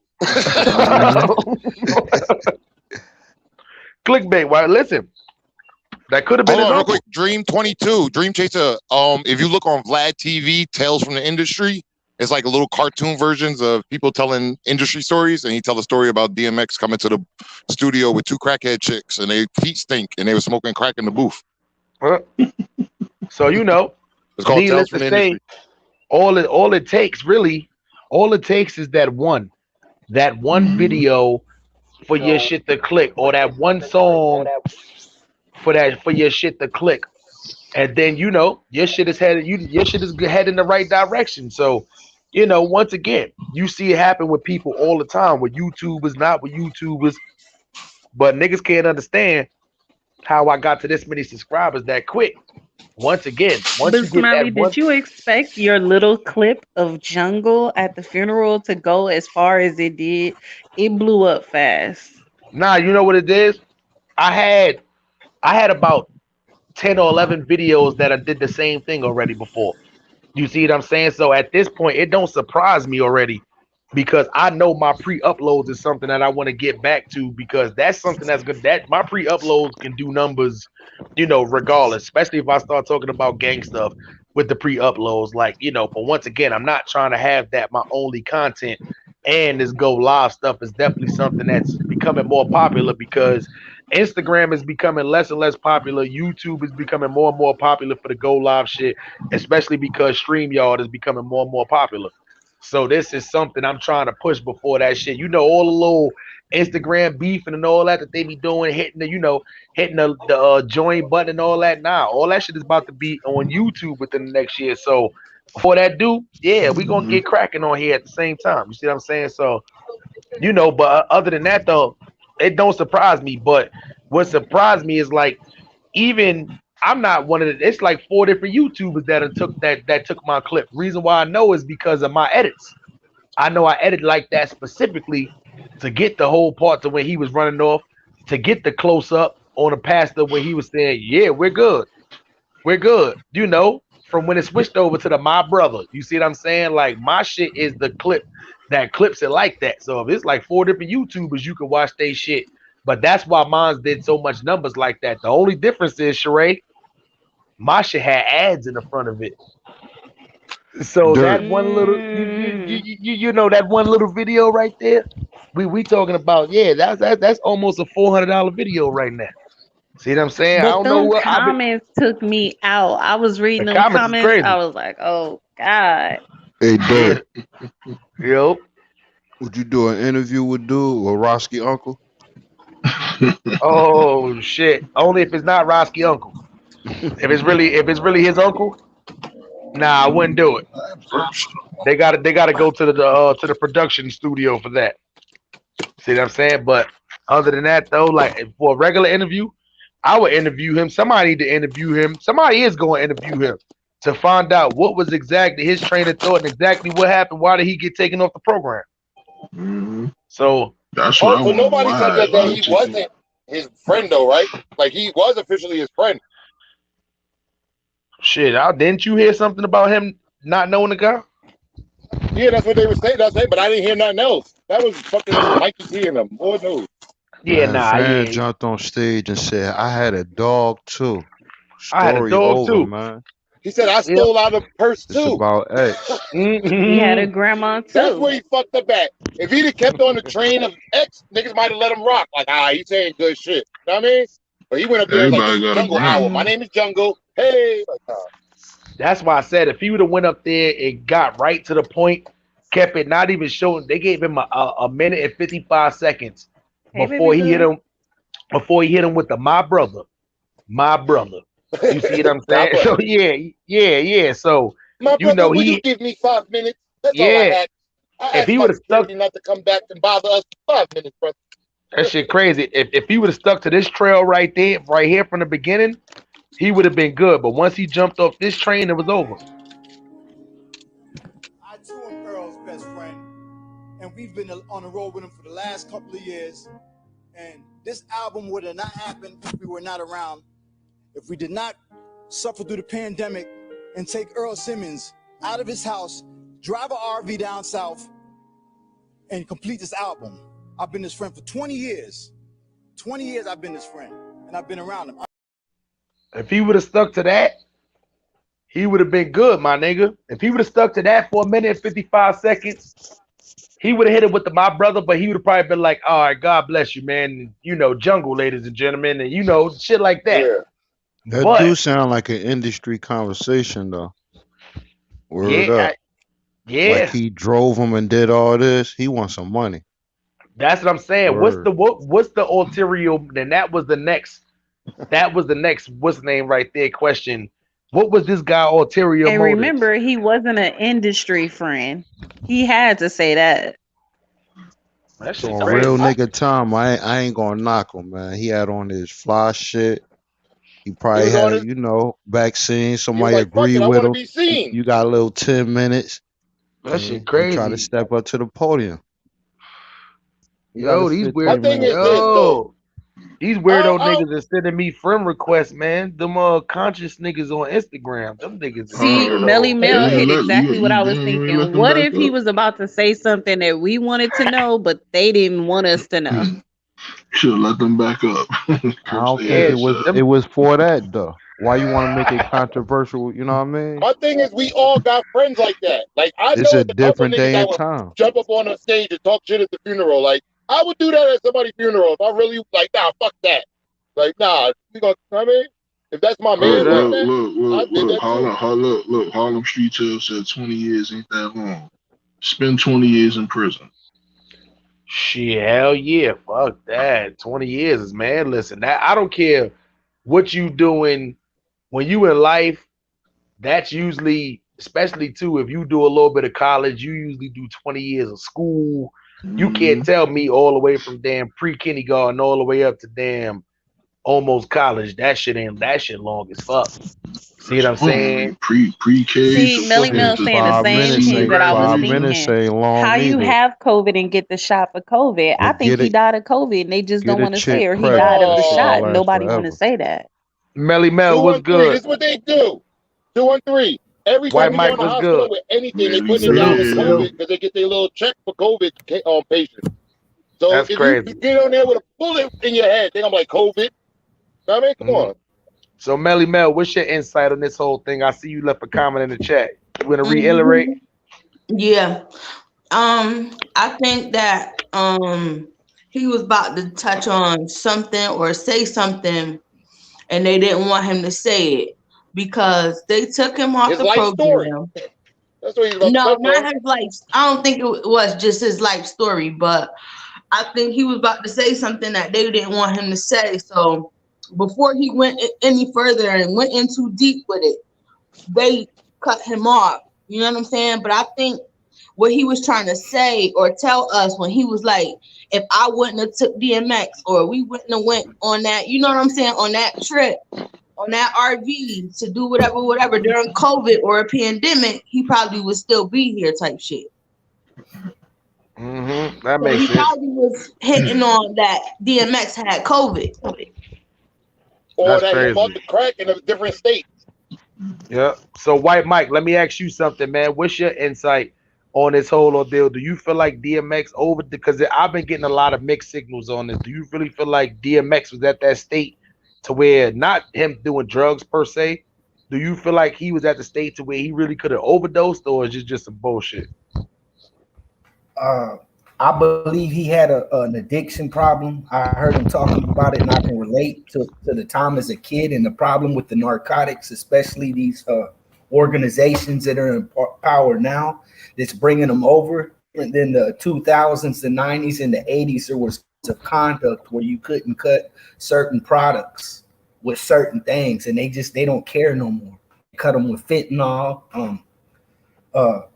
There's some cocaine now that's coming down from down south that's coming up here that's being cut with a horse debugger. So once you spit, it starts to eat your flesh within a matter of 2 days. So these are the types of things that go on. So I think it probably, if it was cocaine or crack mixed with fentanyl, that's an upper and a downer. So that could have easily caused cardiac arrest or heart problems. Damn, that's crazy. I didn't even, you know what's crazy? It's like that's like doing speed and sniffing dope. Like that's a fact. Ain't nothing fucking safe right now. That's crazy. It's like you can't get. It's bad when they start lacing sprinkling weed. it on weed now. But to touch on the situation, But they never released his autopsy report. Don't y'all find that kind of funny? That they never released his autopsy report? The family probably act not. But no.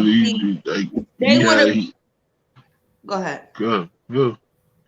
I think they would have definitely released his autopsy report to confirm that it was drugs that actually killed him. Because think about it. They want to paint this narrative that he overdosed. So if he overdosed, they're going to want to put autopsy out to show what he had in his system. So being the fact that an autopsy has yet to surface about, what really happened to him, I find that kind of funny. Yeah, so I pretty much, he didn't, it wasn't no drugs he passed from. Couldn't have been.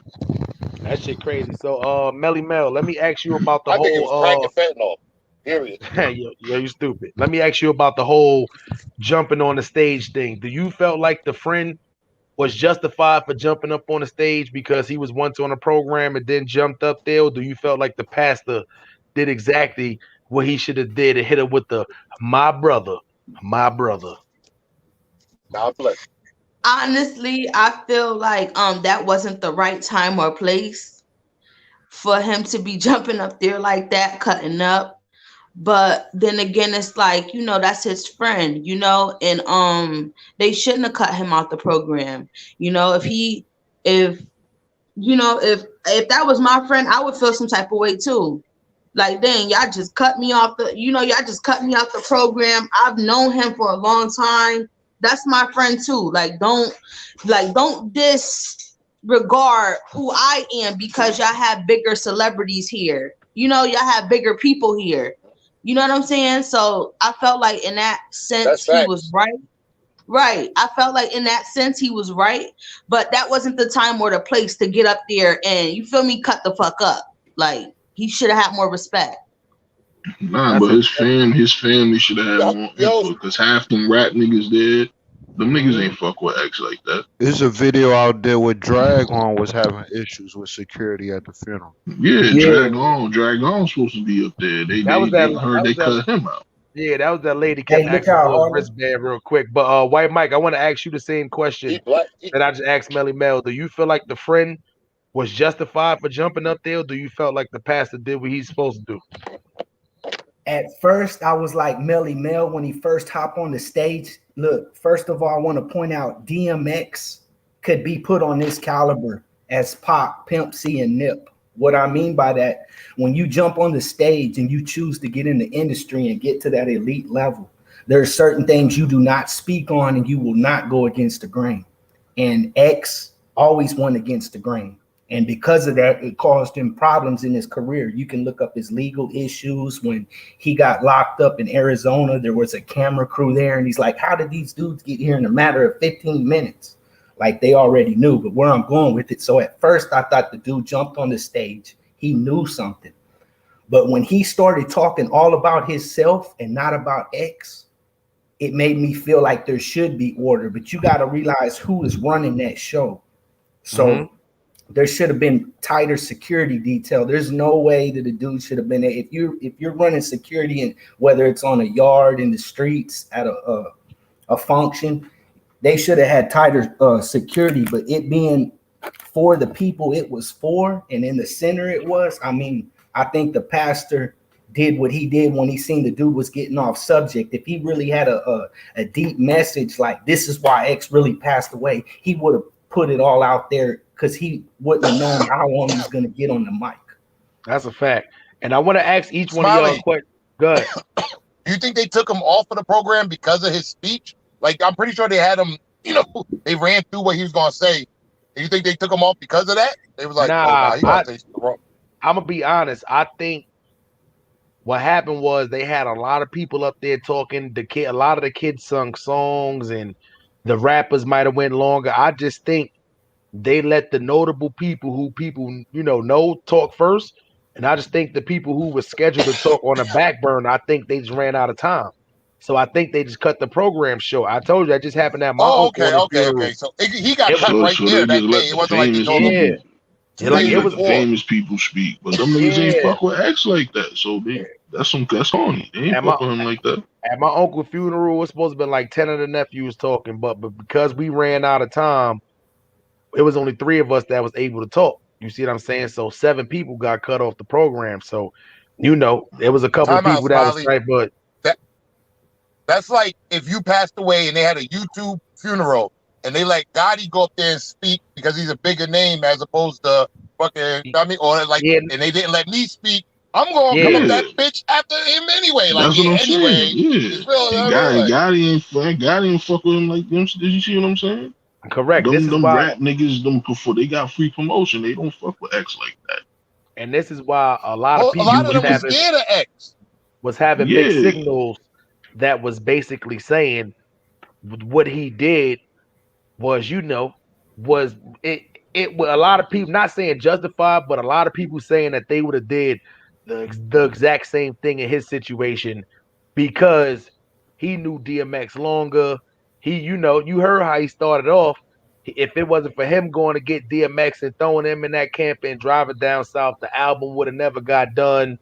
So, as if he was there like, nah, X, come on, you can't be chilling in here doing what you got to go do. We got to go jump in this trailer. We got to go make this album. You see how Nas doing out here in these streets. You see what Busta Rhymes doing. We got to jump on that trail. That's what I got from when he made it seem like that. But at the same time, once again, that's something that, if that's the case, that wasn't something you had to kind of interrupt the whole funeral for, to jump up on the stage to tell people. You see what I'm saying? That could have been something you could have did a live. You could have did a interview. But he wouldn't have got the audience. That live would have not been seen as many people seeing him on that stage. Nah, but like I said, because look, if he really knew X, as long as he knew X, he's probably just as impulsive as X is too, and he just did that just off the strength. Like, you know what I'm saying? Like, that's, like I said, that story he said, that's probably the first shit that popped in his head. Because he knew they was trying to kick him off. So I want to ask y'all a question real quick, man. And I'm going to leave y'all with this before we get into the sponsors, man. I want to ask y'all a question. I'm going to come around the world when we get back. I'm going to ask y'all, do y'all think these guys who own DMX, who own his masters, now that he passed away, should they do the veteran thing and do the right thing and then just pass off his masters, or being wise, or should they gonna listen, that's the question. Should they do the right thing and just give up the masters, or should they just say fuck that, we are who we are, he signed the raw contract, it is what it is? Yeah. Now I know what y'all I got my thinking. answer. Home Smalley, what you doing? You know what I'm doing? I'm looking for Christmas gifts right now. You know Christmas is coming down. You may got your girl birthday. You may got some kind of holiday to where you need to holler at M14 Clothing and Shopping Apparel. Yes, sir. They got everything. So that's what I'm doing. I know they like, why you in this small screen looking at clothing right now? M14 Clothing, man. They got everything you need, man. They got winter apparel. They got masks. I mean, oh my God. Look at the Scorpio. Y'all know I'm a Scorpio. So y'all know we get to the Scorpio stuff. You know I got to keep looking in there. You see what I'm saying? So they got men clothing. They got women clothing. They got joggers. They got t-shirts. They got boots. They got fanny packs. They got masks. They got everything you need. You want stuff custom? They got you. You want a specific color? They got you. Patterns? They got you. M14, man. They got all the stuff you need for different seasons.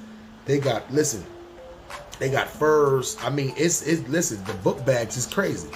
My son already on there talking about, Dad, they got kid stuff. Come on, man. This is M14. Of course they do. And when you get there, all you got to do is use the promo code DIRT. Yeah, and you're going to get a little discount. Use the promo code DIRT and tell them Harlem Smalley sent you, man. M14, new designer fashion, man. Y'all know how it go, man. Harlem Smalley. And yeah, make sure when y'all go to m14.com, man, y'all use that promo code DIRT and you will get 30% off your next purchase, man. Tell them Harlem Smalley sent you for sure. So yeah, Fonz Poe, you said you had your answer for that question. Do you feel like they should just do you feel like they should do the grown man shit and just give up the masters? I think it all depends who it goes to. You're not going if you're gonna give him the DMX one of his ex-wives or something, then they should keep him. Like the wives ain't gonna do the right. I'm sorry, I ain't gonna say I don't know them, but I doubt they're gonna do the right thing with it. You dig? Like at least if D and Y's got it, since they real niggas, like I feel like them niggas will look out the kids regardless, or look out, spread it out as it needs to be, not just here take everything and go fuck it up. You dig? Nah, but not even saying that though. I see what you're saying, but sometimes it's like when you give the family ownership over the over the actual masters and stuff like that, it's usually somebody that really overlooks that. Now, let's be for real. It have been a lot of shit that have been passed around to people and they done fucked it up in the past. I know it's I think that's some shit Britney Spears is going through some shit with her pops. Then her pops have like ownership to all her shit or whatever like that when she was inside he fucked all the money one up. of them white bitches, Christina Aguilera, one of them. Yeah, it's one of them who in there. Well, whoever the one that chopped their hair off or whatever, I think it might be. I don't know who it is. But anyway, yeah, the dad ended up getting that money and fucked it up. But now she's actually in court right now trying to get it back or whatever like that. So, that happens in certain situations. But I'm going to ask you that question, White Mike. If this was you in this instance, what do? Do you give them the masters? Do you break them off a little piece or something? Or do you just say, listen, it is what it is? From a business perspective. From a business perspective, when you're dealing with the industry on that level, the masters, to have someone masters, it's just that. That means they are your master. And they're at a level and had to go through some kind of chain of command or work themselves up to have that empowerment over you and control. So what's wrong can never be right. Will they ever do that? No. And if you come to a point of owning your own masters without moving your way up, we all know what happens to those types of people. But they're not going to do what's right. They'll probably chip them off a little bit, the family, if they even do that. That's a fact, man. Melly Mel, let me ask you a question. If this was you and you say if you was one of the kids, what would you be expecting from these people who own your father's masters? What would you be expecting from them? You definitely was reading my mind, because I was definitely gonna say something about the kids. I was gonna say that they should at least put the kids in for royalties so that the kids could potentially benefit off his royalties. You know what I'm saying? Instead of just giving the catalog to somebody else, because like Poe said, some people don't do the right thing when you give them that power to have music or power over the money. So I feel like they should at least, you know, set the kids up nice so that they're getting his royalties. You know what I'm saying? So now, if you're the mother, right, and say if they came to you and be like, "Well, we can't give y'all the masters, but we can set up like college funds for like the Oh yeah, kids," I'm would all you? for that. I'm all for that. I will accept anything that's gonna help my kids in the future for sure. Okay, now Eggy Egg, right? Say if you one of the older sons, and they make a clause or some shit, you a rapper or whatever like that, but they come up with like, all right, you can get X amount of money, but you got to finish college kind of shit. And if you don't finish college, you can't get no money. As one of the kids, would you be tight in that instance? Is that one of the clauses, or you just gonna be like, fuck it, any money is any money? As a kid, I'm gonna be in my feelings. As a kid, you know, I really be in my feelings. Trying to hit shit. But when you got a my degree father. and you getting the money, you good. Nah, Dude. that college shit ain't enough. Because let's be for real. This is definitely something that can be talked about and can come up. Because for me, from a business aspect, I know I don't want to just throw the money away. I don't want to just throw the money away. I know if this is something that I had held on to, I'm definitely gonna give them something, but I don't want to throw the money away. You know what's worse? They not giving that up. That's not gonna happen. Yeah. You know what's my biggest fear is seeing somebody stand on the corner begging for money and I get them $10, drive down the block and then see them using my same $10 I just gave them to go buy crack. Like, nah, I might have to just jump out the car. Like, you see what I'm saying? Shit like that. Hold on, why? Like, why? What do you mean? Why? I didn't give you fucking my hard-earned money for you to go smoke crack. You supposed to go bust something to eat But with you that gave shit. it You're to not him. about to. You gave it to him. No. It don't matter though. You know what the purpose. If you stand on the corner and you begging people for money, you know what the whole purpose of. Moral understands is to know that 9 this out of 10 person is is usually not alcohol and drugs anyway. So what the? Knew where not you was gonna do with necessarily. it. Nah, it's actually people who actually go inside the store and get. It's real homeless people out there who don't be doing drugs, folks. You see what I'm That's saying? true. I know that. I said 9 out of 10 though. Nah, I wouldn't even give it that. I At wouldn't 1 even give it that. percentile. Nah, I could map out a tweaker versus somebody that's fucking, you know, just homeless and just down on their luck kind of shit. Yeah, you know, that happens a lot, especially in California. That happens a lot. I know Like, how you to know, fix this homelessness. Homeless people I'll rob tell a you. bank. If you I'll get tell away, you. you got money. If you get caught, you get 3 hots in the car anyway. Better than the street. I tell you one thing, you'll fuck up his day because he he gonna be happy as hell. But when you take that money back, boy, yeah, be hot than a motherfucker. Word up. No, that's a fact, man. But That shit is. on that, I think DNY is gonna do the right thing to some degree or another. Like, remember, this niggas got Alicia Keys money. Like, them niggas got WAP. Like, come Yeah, on. it's only right they do the right thing. Yeah, no, that's a fact. So And Black they Rock, real man. niggas at the end of the day. They're not like Yep. a Puff Daddy ass nigga. Know what I mean? Like, they a real, like, know what I mean? So Black Rock, They have a real nigga timing. if you was a close family member, right? What would be what would be your expectations? If you was somebody outside of the immediate family, what would be your expectations money wise? Say if you was like the nigga Jungle, or if you was just somebody in that standpoint, like what would be your like Jungle? Because you listen, let's be for real. When he jumped up on that stage, I felt like he wanted the people to let it be known that he was there recently. In the end, if that wasn't for him, a lot of shit wouldn't have happened. So I felt like he put a lot of emphasis on that. So say if you was somebody, say if you hear like they gave these niggas $100 million check, you somebody like Jungle, what would be your expectations? If they gave the family 100 million, chill. If they gave the family 100 million, yeah. Nothing. No, That's but my that point, point, Smiley. If you've been around DMX for 20 years and you ain't got your own lane yet, you don't deserve but he said shit, he was, my guy. but he said he wasn't the industry niggas. And let's be You for don't real gotta too. be. I'm around Nah. DMX, my nigga. I'm charging people $500 for pictures and everything. I'm hustling all over the place. My money should be like this. Nigga, I'm paying for X funeral. Fuck y'all talking about? Yeah, 20 no, that's years a fact. next to this nigga? But let's be for real. A lot of people, you know, some people, everybody don't think like that, even though they should. That's the thing. Yeah. Yeah. But at the same He time, you wasn't know, thinking like that. he wasn't He thinking probably like one that of at the niggas all. that like to been spoon fed. X probably had to feed. Yo, I'm going to get McDonald's. Ready to eat? Okay, I want to eat too. Like, come on. Like, he probably was one of them niggas. And Poe, you don't know if expectations was being made too. That's why I asked Far Rock that questions too, because listen, let's be for real. When people close by you, I done seen it happen to me personally. People close around you, they on their, you know, last limbs and you doing stuff, and you know, they supposed to come into some paper, promises get made and stuff like that. The person gone. You see what I'm saying? So, you know, sometimes But you know people why they didn't get it? Because they was helping that person out of the aspect of, I'm going to get some guap out of this.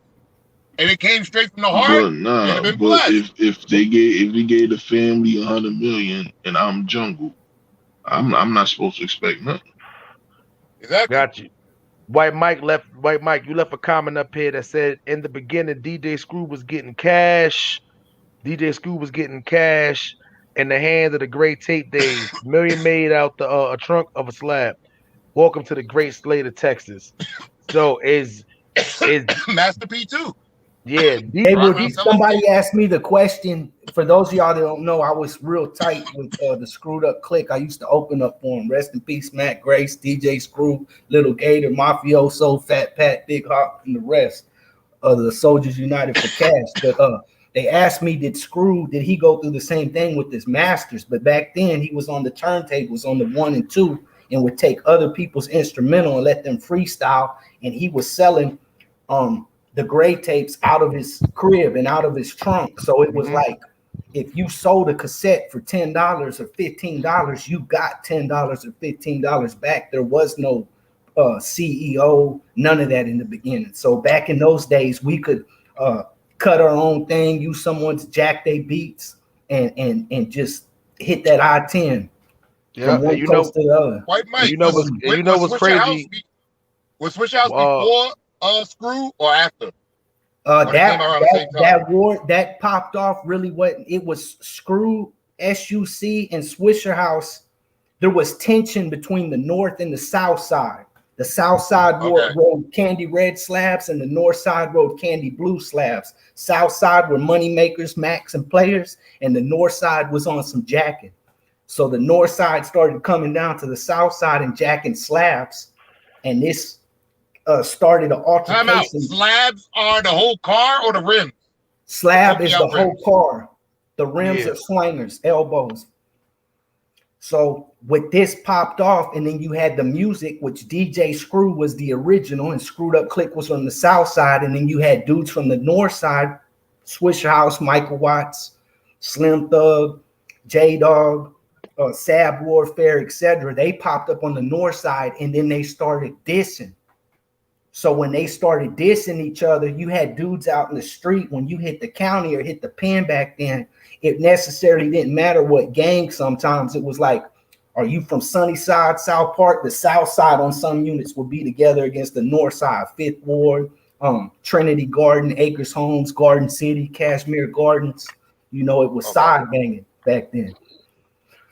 That's crazy. And now they got like Crips and Bloods though. Like, Mac they had them back then. They always had had them back then, but they wasn't really established. The real OGs from Texas really wasn't buying that. Having people come down here from LA and Chicago, with all due respect, and you know they had their own things pushing. Yeah, but eventually, because Texas. So who owned Pimp C Masters? White Mike. Black Rock said, "Who do you know who owned Pimp C's Masters?" Well, what you got to realize in the beginning, UGK was signed to Jive. In the very beginning, after Jive, they ended up going to Rap a Lot. But when they were signed as Rap a Lot, they weren't signed as UGK. They were signed as independent artists. That's what, if you notice, when Bun B and Pimp C dropped their albums, they only had each other featured a few times on each song. So the contract would have been different. Okay, that makes sense. That's crazy. So basically, Jive on it. Jay Prince's presence in Texas is really how it comes off. You better believe it. Go ahead, Rock. Yeah, so his presence down there is just how it comes across on the internet. Like, yeah, shit, that Yeah, nigga solved. That nigga his solved a lot. presence is known everywhere, but he's not the only one. But he is one of the ones, without a question of a doubt. That you can go against the grain if you want to. Yeah, Prince made some heavy allegations on Harry. I go against the grain. what he said, Egg?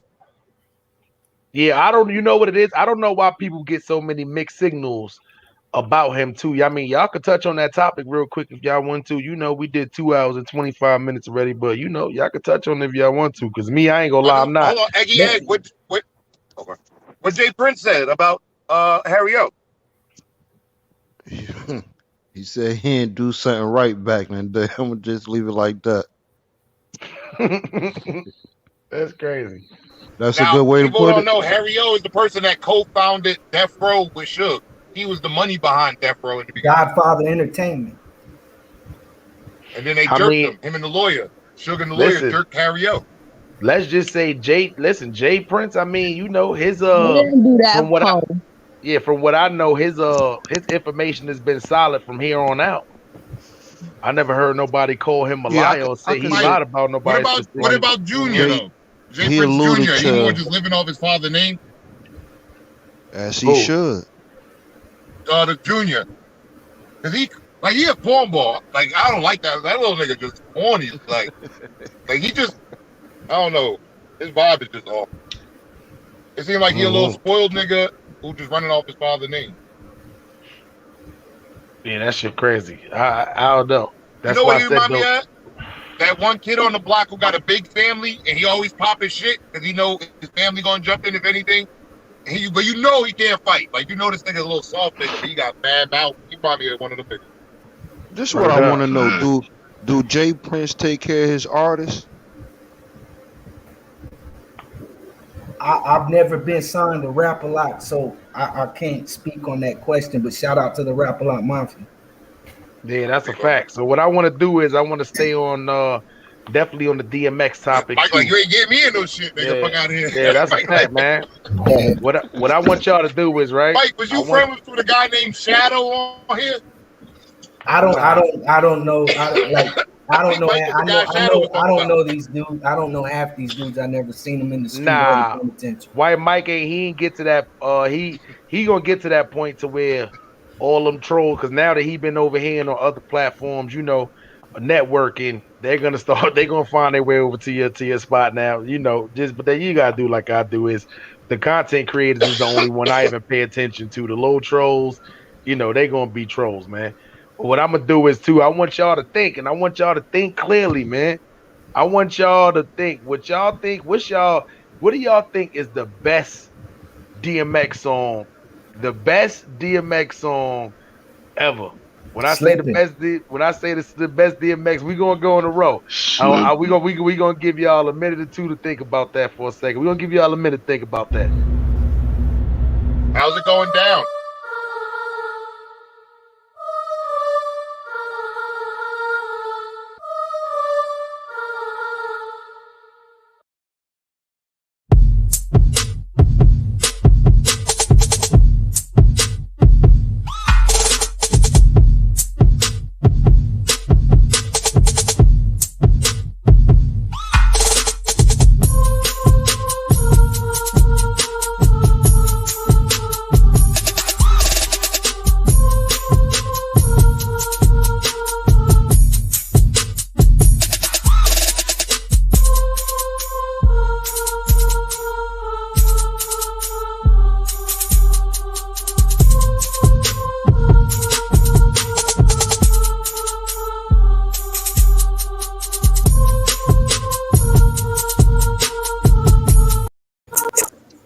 Fonz Poe, what do you think is your best DMX song, son? I'm politicking with this chicken, wondering if I'm a creeper. Little hood rat bitch, 25th, named Tamika, coming through like I do. You know, getting my balls on. She was a thug, because when I met her, she had a scarf on. On 11 size stepping and girl. Baby face, looking like she was 11 with curves. Yeah. You already know. All right. I'm slipping. I'm falling. Eggy egg. What do you That wasn't feel like slipping. is your... Oh, but hold on. You were singing. That's how's it going down. It's Hold going so on, strong, but I got yeah. to know now. Oh, Is you with me my or what? I was thinking about my song. Yeah. Eddie, my fault. Eggy Egg. What do you feel like is the DMX best song, even if it's your favorite song? The anthem, one of them, but Damien was one of my favorites. Oh yeah, that shit was fire right there. Yeah, I ain't gonna lie. The Party Rough up Riders in anthem, here. yeah. That one? Nah, That the gonna Rough. make me lose my mind. Nah, hell no. He talking about the Rough Riders anthem, man. Oh, stop, drop, shut them down, Yeah. open up shop. Okay, good. Yeah, that's my shit though. You know what's crazy is the remix too. That was like one of my favorite drag on verses right there. Like when I think about the Yo, drag remix, is so nice. Drag is so yeah, underrated. son, that's a fact, my nigga. Whoever did that beat did they thing on that bitch. Word up, King Daniel. What do you think is what's your favorite or you think DMS best song is? Shit, the Rough Rider, that's my shit right there. Like, The I still anthem, listen to that shit. Yeah, yeah. the original or the remix? No, the original, not the remix. I ain't even hear the remix. Oh, I forgot my shit. What You ain't hear about the damn remix? They niggas done call me started Drag something? On. I ain't never hear the remix. Oh, that's my Drag On killed that shit. White I know Mike. what. I'm at to go fuck with that. I would have to say Slipping. And the reason why, the pain, the hurt, and the emotion that I felt in that song I could relate to, of being caught up in the streets and addiction so deep. You're like, you don't know if you're gonna make it out, wanting redemption for the things you've done to people, and just like kind of begging and praying that you can make your head out the deep end of the water. That's a fact. Melly Mel, what's your favorite DMX song? I got a whole bunch of them, but my favorite, like notable, Yeah. for real, I got a whole bunch of DMX songs, but my favorite notables would have to be Money, Power, Respect, and and it would have to be What's My Name. I got you. What's I My got Name you. is a good one. That's a good one. Now, yeah, some good Yo, ones but have how? started coming to your I ain't brain, know we right? could do like a collective because I would have said niggas done Hold on, started now something. I know. I thought Eggy you Egg meant just think, nah, you can get more than one. What's the name though? Too. Black well, Rock. niggas What's done your started something definitely. Black Rock? What's your favorite DMX song? She going good. Hold on. You already know slipping. You know what I'm saying? I ain't gonna lie. I played it. Slipping. Yep, that you can still play that shit to this day, and it still sound like some shit that somebody made already. See what I'm saying? So, but go ahead, Fonz Poe. What was another song you thought of? It was the niggas that started something. Niggas done started something. Something. Yeah, that's crazy. Don't come at me with no bullshit. Use caution, because when I wet shit, I dead shit like abortion. Bullshit. The big abortions and extortion and racketeering. My niggas fearing. Fuck what you heard is what you hearing. I'm talking about again. I'm talking about saying, see the hardest niggas split. Hold on, I gotta hit the track. But I started a bunch of shit. I like pussy, but thanks to give me 6 feet. Because when we creep no more than 3 deep, niggas see sheep. Yo, Eggy Egg, what was it? Nice, my nigga. Yo, and I'm gonna that's gonna definitely be the next question I ask y'all too. Do y'all feel like between 1999 and 2005, DMX was definitely in the top 3? I'm definitely in the top 5, if not top 3 best rappers that was out at that time. Lyrically, I'm talking lyrically, selling wise. We talking about from 99 to 2004. Because I ain't gonna lie. I'll say the 2003, 2002. Because once Party Up in Here came out, like I was sort of off of X by then. At one point in time, it was too much suck my dick, pardon me, was coming. You know, it was too much of that shit was in. You know, it started getting a little crazy at that time. But think about it, Party Up in Here, that shit, they play that more on the West Coast than they do on the East Coast. One more song I got, Stop Being Greedy. That's my number one song. song. Long enough now. That's Stop lit. being greedy. Yeah. That's a fact, man. So don't make me wait. Fuck around. I just remember 2003 when 50 came out. That's all it was. Yeah, but you I don't remember remember extra much. But you know what though? When 50 came out crazy, especially because the Mad Rapper was making noise at that time. But at that time, you gotta remember, you literally, when 50 came out, who he was talking about? Nas and Jay-Z. So at that time, Nas and Jay-Z was clearly 1 or 2, whichever way you had it. But then you had 50 that was coming out Nas wasn't. Nah, what you mean? No. What you mean? Yes, the fuck he was. Nas was still dropping mad albums. Nah, you bugging, my nigga. Nah. Do we need to talking about give? groups. Do we need to put like in a different nigga. category because Hold up. he One of was Nas' best different, albums man. come out in 2003?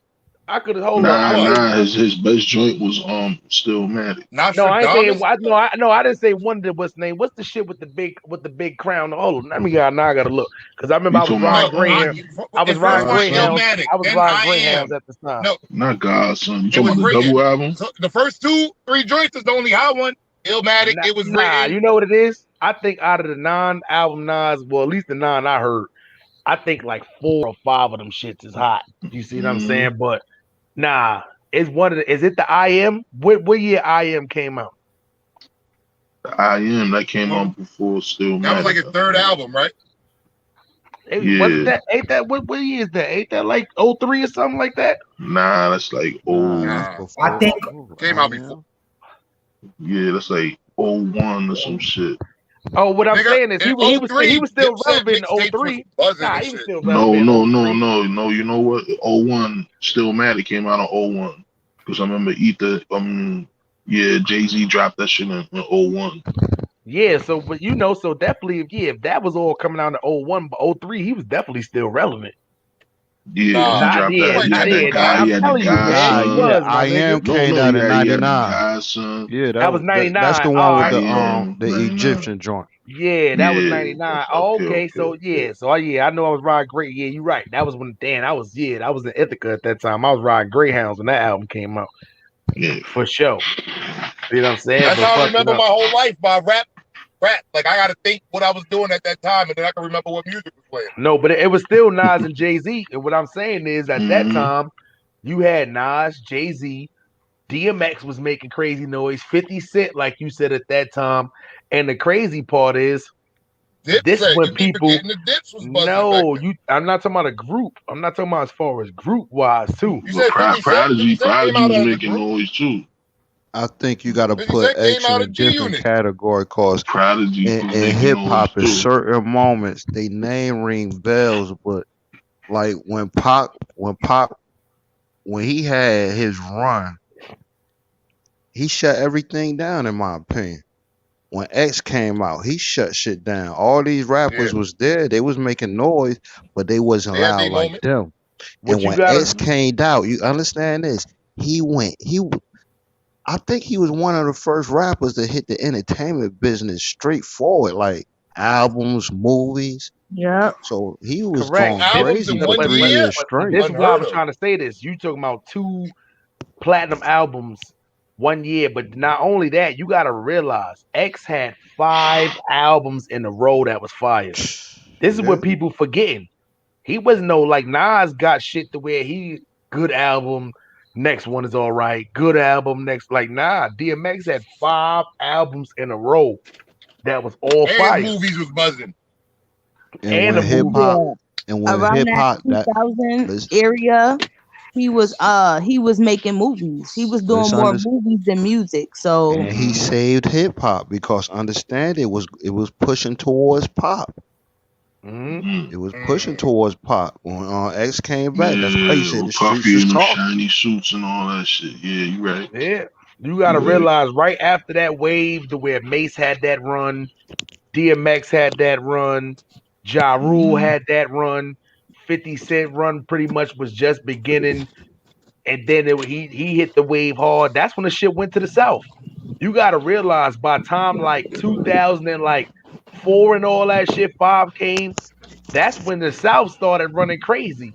Oh, the Jeezys and the TIs and the you even had niggas like the Mike Jones and that's when a lot of that shit was all of that shit started coming through too. You see what I'm saying? So that's when New Yorkers niggas was starting to try to switch their flow up. Like, nah, we got to sound like the down south niggas now. And this went over a lot of people's heads, y'all. And shed some light on that because I was a part of right before y'all are talking about. Good. As far as the South blowing up, like y'all got to realize Atlanta's always had one of those industry plugs where in H-Town, even though we're the 4th, 5th largest city, we never really had it like that. We had to go get it. I bought a underground. panorama in the pandemic. So what really blew up, and even though we had artists such as Street Military, Ghetto Boys, things like that, when Youngster and them from Screwed Up Click, shout out to Dan, when they dropped that Wanna Be a Baller, that was kind of the beginning.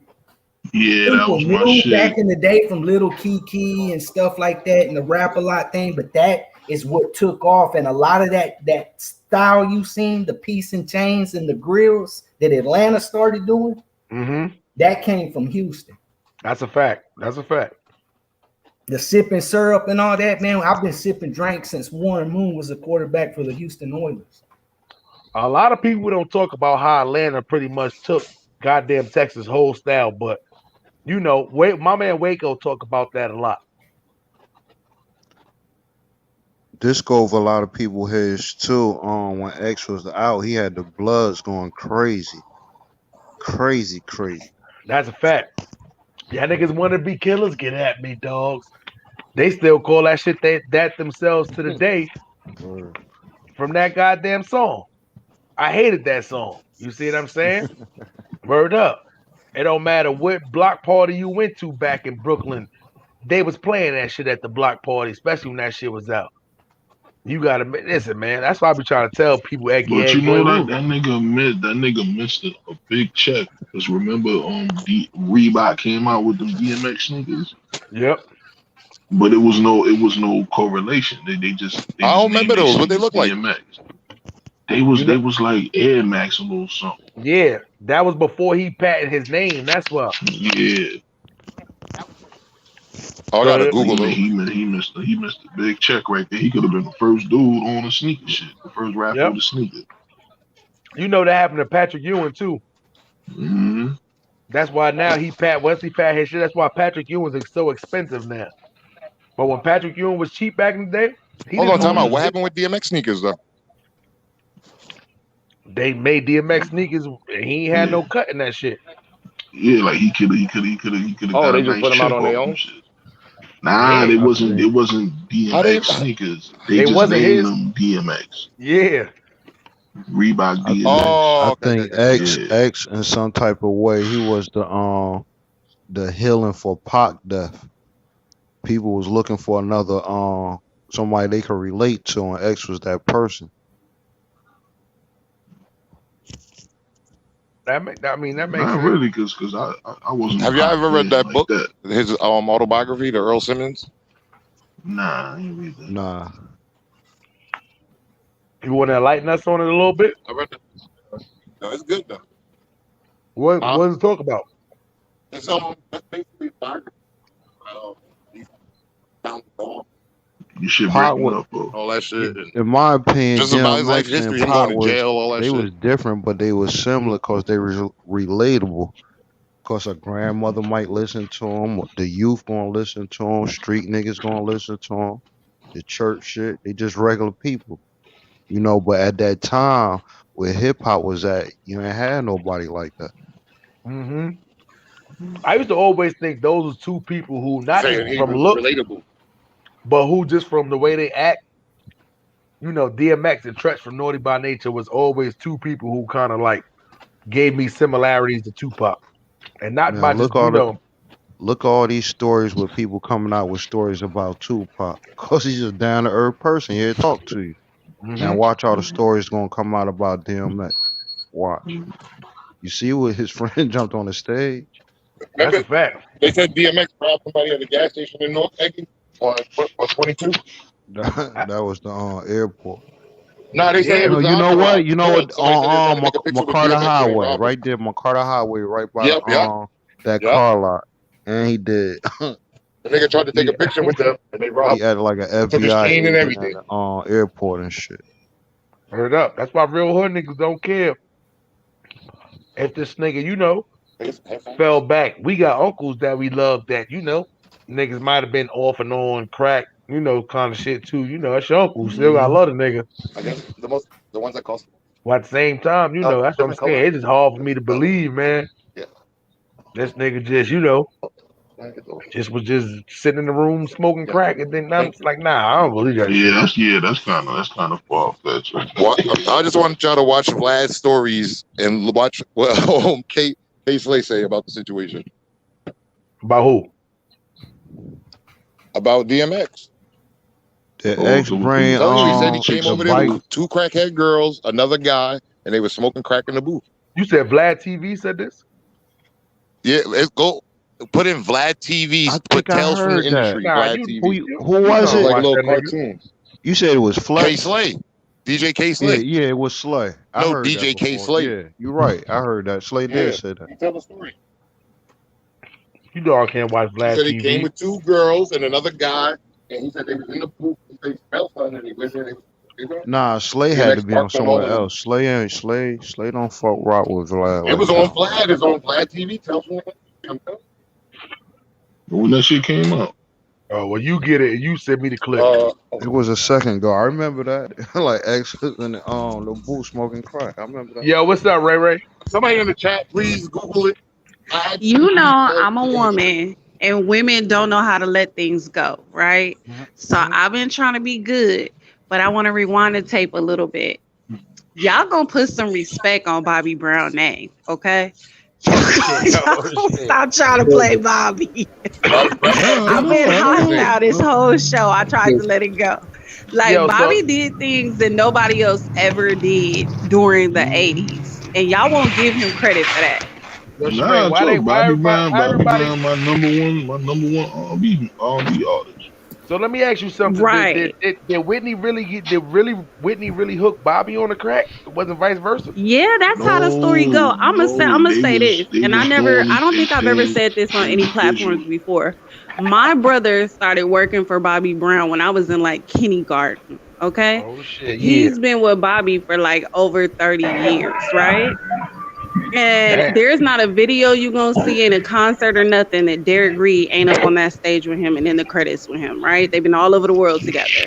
And as far as that goes, Bobby made a lot of money. He was traveling to places and touching things and doing things that no other like black R&B artist was doing.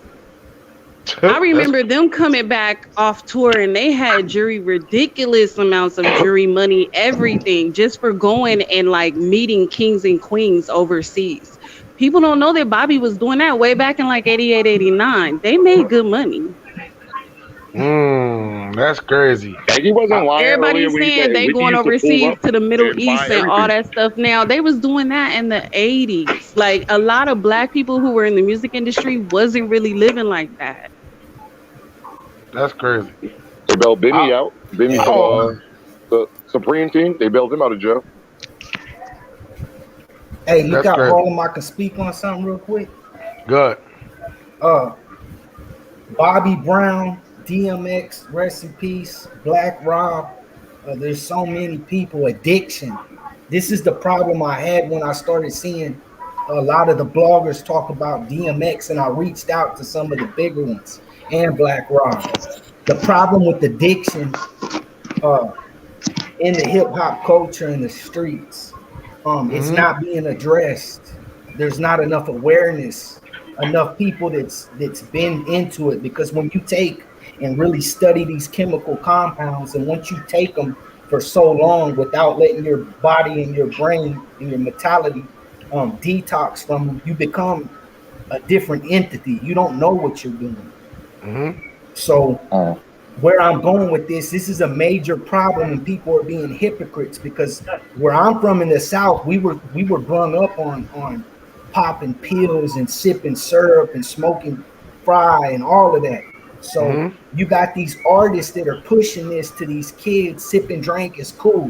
When I've lost a lot of homeboys over it, popping pills is cool. This is what you do if you're balling. But yet, if someone does this other chemical compound, they X them to mark them out as a dope fiend. It's all the same thing, the same game. And it needs to be addressed if people really want to help their community. That's a fact, man. That is a fact, man. Well, drugs is a part of the hip hop culture, so I don't think they're ever going to,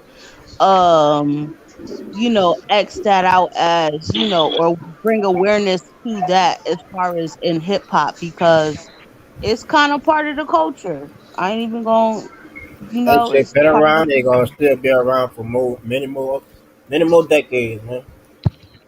That's crazy. So would you go as far as like Drugs are cool. drug testing your artists?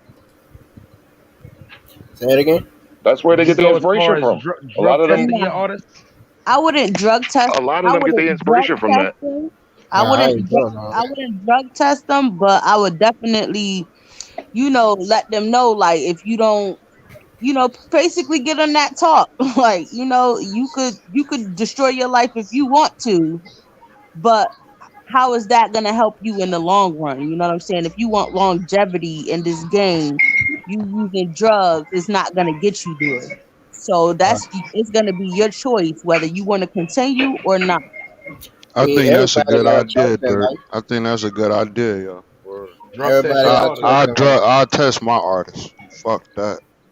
You're a But if hip liability hop is now. a reflection, like Billy Mel said, of what's really going on in our communities, in the urban community, then how can we clamp down on the artists for living that lifestyle? They from the community. It's a part of the community. So Because the this is a business. business.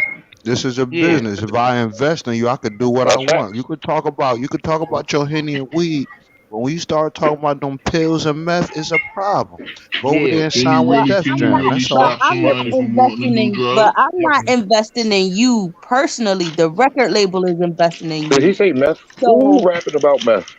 But Melly Mel, if you was a record exec, would you allow your artist to openly do more than do more than weed and liquor? at the end of the day, it's a business. So You it's can't not. stop I nobody can't from tell doing you what you drugs. do in your personal right. That's what you know what I'm saying. I can't No, tell you that. no, but that's why I That's said openly. As far as like because it's a difference if you just smoking weed and just drinking, but when you talking about going on Instagram and shit and you popping pills and you falling asleep and like that's when you start hurting your brand, your image. Now, if yeah. you talk I about can this where see that. this where Yeah, I That's big can facts. understand that. 702 was talking about a He union. had just We called me gotta to ask take if she was here. accountability. Yeah. You might I'm can't good. How you stop doing, bro? nobody, but you could slow it down, get them away from it. Bye, But bro. Harlem Smiley, I have a question for you. Uh-huh. So popping Eminem, okay? Eminem at the top of his game, but at the top of his usage. You the owner of Interscope. You dropping Eminem, you giving Eminem restrictions, and he bringing you in all that money at the label. You talking about towards the end of his career? Like No. when he was popping is when he was high. So I'm talking about when Eminem was popping. I mean, nah, you know what it is though? Once again, what he do when he's writing them lyrics and stuff like that, different story. But I felt like at the time Eminem was out, you didn't really have too much of a big influence as far as social media goes. It's just now it's different. When Eminem was cracking, what was it? Fucking what was out? MySpace? You see what I'm saying?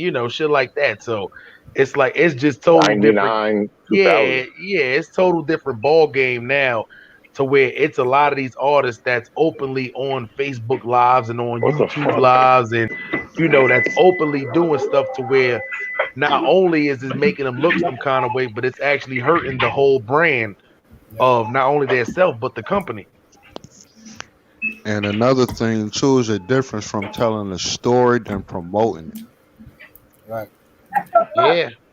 But I wouldn't have Eminem on interviews and stuff, doing interviews and stuff, and he's all on pills and all that. Like, nah, that's when you don't want any kind of like negative feedback to come back on you. So once again, if you in your privacy of your own home, you want to smoke 10, you want to listen, you want to smoke crack in your own house and nobody don't know about it. It is what it is.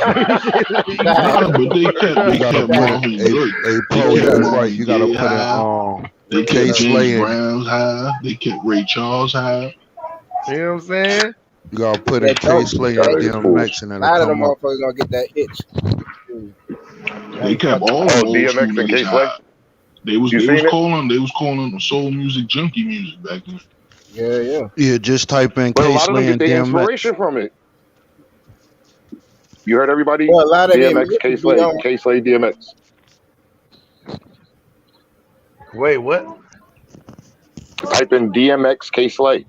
No, Or man. K Slay DMX. Y'all First niggas is video trying to come get up. me to play some Vlad TV shit. Nah, not to play. It's a You said you cartoon. wanted to Nah, check it don't out. play that shit. He gonna Don't flag the play shit it. up. That nigga, yeah, that nigga, yeah, that He nigga. gonna copy strike you, bro. It's yeah, he did that already before. Nah, he tried to, but I defeated that shit. Him and CJ Whoopty is the only two Yo, niggas he's a that ever try to strike my shit. But Two cornballs. unsuccessful on them. Both of them cornball niggas. I hate his sideburns. I hate CJ sideburns. I hate his haircut. He pissed me off. He's And like one of the Beatles. I don't see nobody else that got a clip of that shit besides Paul this McCartney nigga. haircut. So, yeah, nah, I can't fuck with that nigga. I ain't even gonna lie. We didn't even know we didn't even know goddamn Vlad TV even That's out watched here. us until one day I forgot it was fucking me and Duff for the Clout Chaser. We was on each other platform. This nigga came and fucking commented on Duff for the Clout Chaser shit. Then the nigga came and commented on my shit. I said, oh, this nigga. He was tight. Yeah, Niggas was Vlad the type he'll be watching us now, yo. yeah, that's a fact. I ain't gonna lie. I But said, you know, all right. But I just hate that people keep talking about smoking. DMX's drug usage when he a legend, and I want him to be remembered as a legend because you don't hear people outside the hip hop community trash their own like that. Ain't nobody sitting around talking about Elvis being a crackhead, but Elvis was a super duper crackhead. All right, but hold on. Look, I've probably been the toughest on DMX on this panel, but I know every lyrics to every song. Like, I still think he make great music, but it's facts is facts. Nigga smoking crack. Wait, did you Like, just come say on. Elvis Presley was smoking crack? Bars? Absolutely. Elvis Presley was smoking everything. That nigga was shooting. That nigga died on a toilet. Yeah, How you die on a You know that I'm not gonna say your hotel, but Harlem Smiley, you know your favorite hotel you stay at? Yeah. That's the Elvis Hotel. Oh, Elvis Doctor. Elvis Doctor used to live right behind there in a country club. And the reason why he stayed at that hotel over all the other hotels was so that he could go get his fix from his doctor. Bro, no socks, no socks. Heroin. That's why I see. It be yo, listen, that hotel is known for a lot of officer shit and all that. Yo, Paul, it be 116 degrees out there, blue suede shoes on with no socks. When I look at the artists, I don't think about them being critical, man. I just think of that industry and the shit they might have to deal with. You see what Michael Jackson went through. Yeah, fact. No, yeah, that was crazy. Yeah, that's what I'm saying. All of them, I feel like they now, all go through like mental. But nobody trash their legends like we do. We completely trash our legends. That's terrible. Yeah, they had too many people feeding them niggas drugs, just trying to bring out they fucking. Listen, we need that new song. Let's just feed them some more drugs. Man, listen, fuck that. We trash our legends because we only know our legends. If you know the other way, if you know the other side legends, we'd be talking about them too. Like we don't know about them though, because we don't give a fuck. We don't listen to that shit. We know Kurt Cobain blew his brains out. We don't be talking about shotguns all day. We don't give a fuck. We don't listen to that shit. But we listen to X. We listen to the Black Rob. I mean, so of course we're gonna speculate on it. Well, that shit crazy. Well, guys, this is that 3-hour mark right now. White Mike, before we get up out of here, let the people know where they can find you at on YouTube. White Mike, the enemy within. That's a fact, man. Make sure y'all go over there and subscribe to this channel. I appreciate you, my G, for popping up on the platform. Salute, you know how that go. King Daniel, let the people know where they can find you at. For sure. Y'all can find me right here on YouTube at King Daniel 504. You dig? And follow me on Facebook at King Daniel. Yeah, nigga post. Yeah, you're a sick man. Yeah, and my IG is Daniel King 1. You dig? And shout out to all y'all on the panel. Yo, follow my man, yo. Follow King, yo. Good money. He good people. That's a fact, man. Salute to my guy. Salute to my guy, King Daniel, man, in the building, man. So, man, while we yo, here, Billy, man, hold on, Billy. Yo, hold on. Who is Billy? Who's this fat black guy named Billy that looked like T History, they said? Who is this guy? Who Billy? Who the fuck is Billy? I don't know. Is he in the chat? They say he's some loser nigga. I want to plug my platforms, yo. All right, baby. Yeah, he can fuck he in the chat? I don't know. He said that he got family on his island. He could get me touched. So I want him to tell his family to suck my dick sincerely, and they could get me touched. I'm at 846 Kiamuku as we speak. I'll be here till 9:30. Tell them pull up with their guns out. I was just about to ask y'all because you know I ain't want no casualty of wars, man. Did y'all want to talk about anything that's been going on YouTube recently? Why P the rapist ain't in jail yet? Like, why is y'all still tuning in to P? Like, he's a rapist. Y'all watching Let's Talk About It? Is it? Like, come on, this nigga touching people sleeping?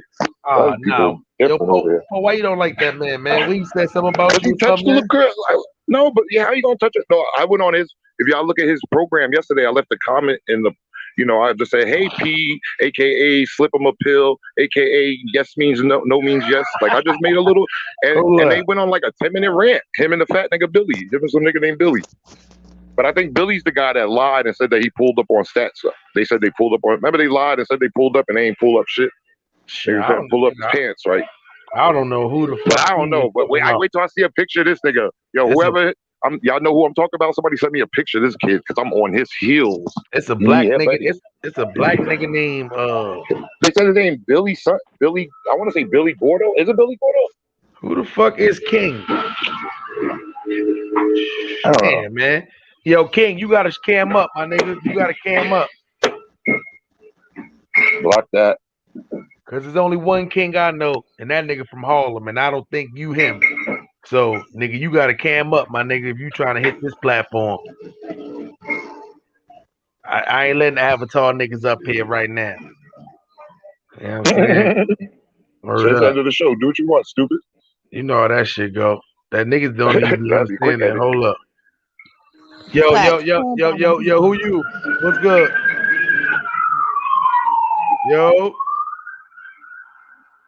Yo, King, you gonna say something? Yeah, what's going on, bro? What's going on, King? What's going on? Baby, man, stop it. Come on, Harlem, baby. Come on, man. I'm one of your models, baby. I'm in the building. What's good? What's the word, son? Nothing, baby. I'm just chilling right now. That's all. You know what I'm saying? In the right manner, of course. Yeah, yes, sir. That's what's up, man. So you just decided to pop up here and make your little star appearance? No, I ain't making no appearance at all, baby. I'm just chilling with you. Hold on. I gotta go. What's going on? Ain't nothing going on but the rent. That's a fact. Yeah, man, shit, man. Every time, that shit gotta be paid on the first, don't it? What? Once a month, don't it? They come around like clock. Shit. Like the hands on the clock come around, don't it? You motherfucking right. If you good, nigga, you'll pay that shit up in about 6-7 months in Why you advance. sound like the pimp from Well, you know that's what I'm talking about. Because What's going on? Like the nigga from you know who this is? You know who this is? He's one of the Wrench Gang members, but he don't expose who he is. But he one of the Wrench Gang members. He popped up a couple of times before. He cool with the fan though. Hell yeah, boy, you already know, boy. Man, I'm always in the Billy Otto. yes. No, it ain't Billy Otto. No, Billy Otto. Come on, no, no. I'm not Billy Otto, brother.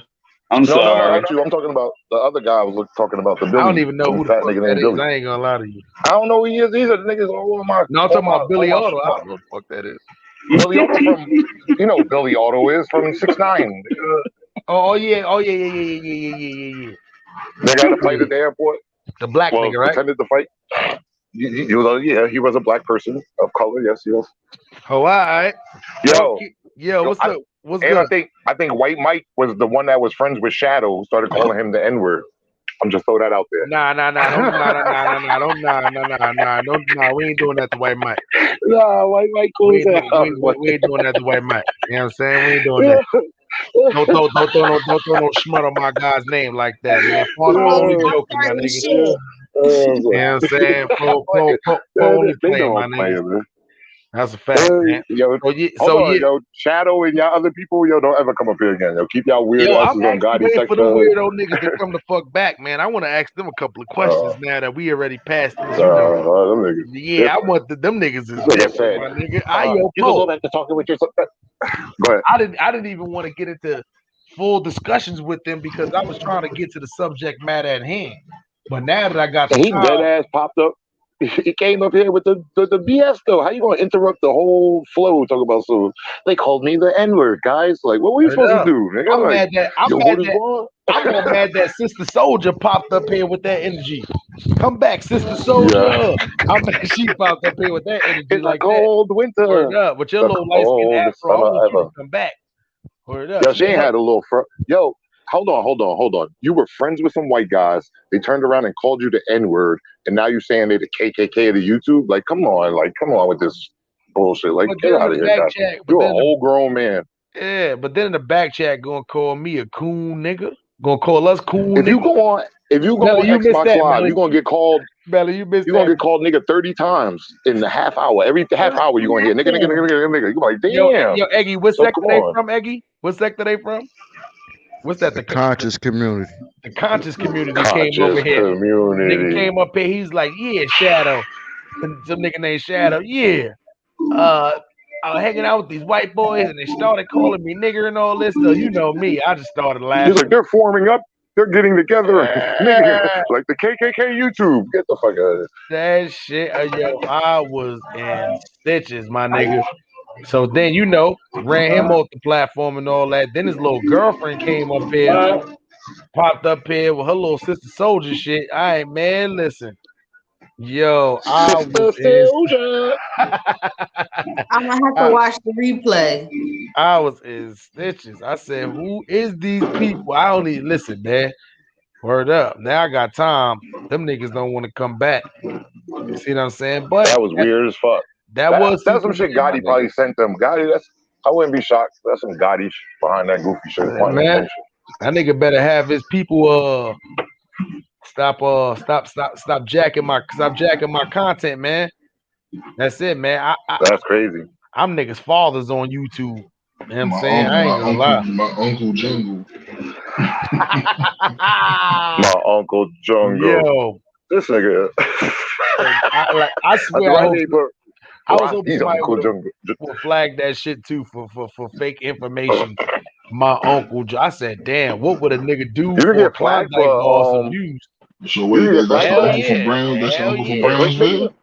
Yeah, it literally says misleading information. That shit is called. Hell yeah, you can get flagged for that shit. That's the uncle I mean, he from can always say Brownsville. that slang though. I call him uncle. That's my uncle. Uncle from Brownsville, you said? Nah. Let me find out. He had on that nigga bow tie. Who wear a bow tie to a funeral though? That nigga's remedial. That's different. Or Jungle or this nigga or both. I'm trying to see if the foreheads match. Hold up. If he I too am Earl's best friend, and we've been on the road with him for the last couple of years. And oh, Poe, look, the hairline. I seen that bow tie on Wish. I seen that bow tie on Wish.com. That's his uncle. That's him. I too am Earl's best friend, and we've been. Yeah, I ain't gonna lie. He might not be capping. That's a fact, man. If we watch every video and don't see him in no videos, I don't want to hear that. I don't want to hear nothing else about Jungle again. Man, shit, man. Listen, he gonna get the exclusive interview though. From who? Who gonna interview that? If he in a flip couch, his Uncle Jungle. He gonna interview his uncle. If G Money give him he cool, man. Nah, I'll never watch Flip again. Beast 13 said, I seen that crackhead. She popped up on Gotti platform last night. I was talking big shit to her. They working together. He sent them over here to flag this shit.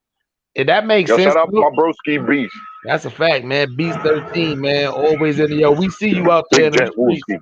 Big Jet Woo out here rapping. You see what I'm saying? You know how that go. Word up. But yeah, listen, man, we way too smart for that. We was ready for Sister Soldier. We was ready for all them niggas, man. See what I'm saying? At the end of the day. So look, that was crazy. He sent both of them, and then they got deflected. He tried to come himself. He's sitting on toilets. Like, come on, man. You weird as hell. Like, that was disgusting. In a pink bathroom on the toilet. Like, you pink bathroom. Nah, I ain't do that. I was come on. Nah, man. I want supposed to be on your game, man. Nah, man. I'm not even do that in the new movie. I wanted to throw up. Yo, hold on 1 second. Hold on 1 second. Yeah, I'm gonna have to watch the replay. Yeah, she came. They came on here reckless. Like he came on here cool right at the beginning. Then he Nah, he started got, he was going like, left. let me And talk then she about my came subject. on Hold here and on. said some crazy shit. Like them niggas was wild. I said, nah, something wrong with these niggas. I'll tell Stop you how he fucking with messed them up to the white people. door. He came up there. Don't come up there when I'm up there. We don't want to hear that goofy shit. Don't come up there with dumb shit when I'm around. I don't hear none of that shit. So my white people call me niggas. Stop fucking with white people. Yeah, but then he said, "Oh, but that was their friends." So y'all had an argument. One of them said to drop the N-bomb on you. Now is yeah, you in the forest with a bed. You fucking want to with the start the bears Black in the Panthers of forest. YouTube. What we were supposed to do? Be like, "We're we stopped the live, Smiley. Let's go over there." Like, what you want us to do?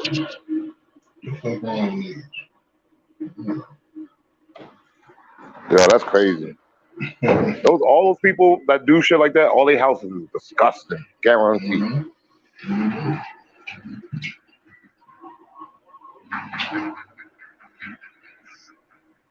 My bad, y'all. Who Well, Eggy the dope man though? It's not Eggy. Who's what? Eggy the dope man. Yeah, I don't know. That's Eggy Troll. I thought it was Eggy until Eggy was up here, but you know how that go, man. But yo, it's about that time. I know it's 12 o'clock over there. It's 9 o'clock over here. It's 6 o'clock where Fonspo at. Take my ass 6:11. That's a fact, man. So Black Rock, man. Y'all going to sleep? I'm gonna do you the honors, nigga. It's 6 o'clock in the afternoon where you at right now. I mean, I ain't going to sleep. Nah, But you I ain't. know It's only like 9 o'clock where you at, right? Yeah, but I know the people on the East Coast, it's 12 o'clock and they got work tomorrow and all that. So, you know, if not, got to get up with Is the it cold kids on the East? kind of shit. So, yeah, is it cold out there, It's Melly cold Mellow out there? Black Rock? Nah, Is it it's cold? just, it was like 70 something today. Yeah, it was Oh, decent. that's nice. Not Oh, that's really. good. Yeah, it was hot. I think it might rain About tomorrow. 77? I'm not sure. It's been like that all year around here. Damn, That's Fonspo, nice. we That's can't good make weather. fun of look, we can't make fun of their weather no more. Damn, They got out there with it's still shorts, September. nigga short sleeve shirts and Yo, shit. can I make a public announcement real quick? Everybody that I end up cracking with, y'all always say he in Hawaii, like it's a bad thing. Like he all the way in Hawaii. Like, duh. Yo, man, why you Duh, letting, that's why I won the argument right there. why So you let stop. why you letting niggas who always have a maximum of 8 people inside their chat get to you? Yo, this nigga was in a plastic BMW. I never seen a plastic BMW. Like, how you get a plastic steering wheel? That's different. You gotta realize, Poe, niggas gonna hate just because, you know, it's a lot of niggas was trying to do business with your boy. But they said that I was up there trying to get subscribers for my channel, the same channel that I tell people do not subscribe. Listen, man. But, you know, Listen, whatever. It's a lot of people mad that I disassembled from them and no longer rock with them. So, Oh, and he called you a fat dyke. He said you look like a fat dyke. He said me, you, and Stan look like fat dyke. I don't even know Billy who said this that. Billy nigga who you I don't know, but once I get a picture of him this morning, popping, cracking, what's happening, nigga? Yeah, you know how that go. But at the end of the day, it is what it is, man. We out here making moves like the Great White Shoes, man. Salute the pops. Pawns Ooh. Let them know where they can find your channel at, man. Yo, you can find me in Hawaii, nigga, sitting on the beach sipping pina coladas. Fuck y'all talking about? And he smoked bud in the period. rain. You know what I'm saying? That's a fact. Melly Mel, let the people let the people know where they can find you at in these streets. YouTube streets, of course. Y'all can find me at the mall with your daddy. Yellow. With holding his credit cards, nigga. Yeah, y'all can find me on YouTube at Melly Mel, 2 L's, all caps, all facts. That's a fact, man. I'm at your baby mama crib, your aunt crib. Oh, with his feet up on the table. Your step mama crib. With a hoodie on. I mean, straight up. Everybody but your grandmother crib, you know, because we ain't I might be up in there too. It might be some good peach cobbler. You walk in there, you gonna hear what is the deal? Get out of my pink bathroom. That's my boyfriend going there. my grandson is in there. Jerking off again. Kathy, put that little thing away and get the fuck out. You smell like shit. He wasn't even taking a shit in the bathroom. Smell like shit. That is That's man. crazy. That nigga was in there just laughing away and shit. I wish y'all could have seen this stupid They nigga. was beating off, He just listening to sit your there, just shit. laughing. I'm taking a shit and watching you. Like, who the fuck say, yo, listen. That's your man, though. That's great. You don't never hit a That's nigga your man. platform. I said, nah, I'm that important to you. And you decided to take your whole laptop inside of the bathroom with you. Like, that's disgusting. Yo, it's definitely a cozy. It's a cozy on top of the toilet tissue. It's something knitted, like a little doll or something on top of the toilet tissue. It covers it. Yeah, you know that toilet tissue in there is pink. But yeah, man, I ain't gonna lie, man. Yeah, that's a fact. This nigga got bad newspaper. He got bad cut up newspaper next to the toilet. He can't use them socks. His socks is too Speaking of crunchy. empty He can't use them bathrooms, shit. Speaking of empty bathrooms, no, hold on, no. We Speaking gotta, of empty bathrooms, we gotta save. We gotta save that for the boy. You know, we gotta save that for the boy. Yeah, what you was in a B&B? Ain't no towels in there. Listen, listen. Black Rock. I'm Black Rock. I'm gonna give you a hint, right?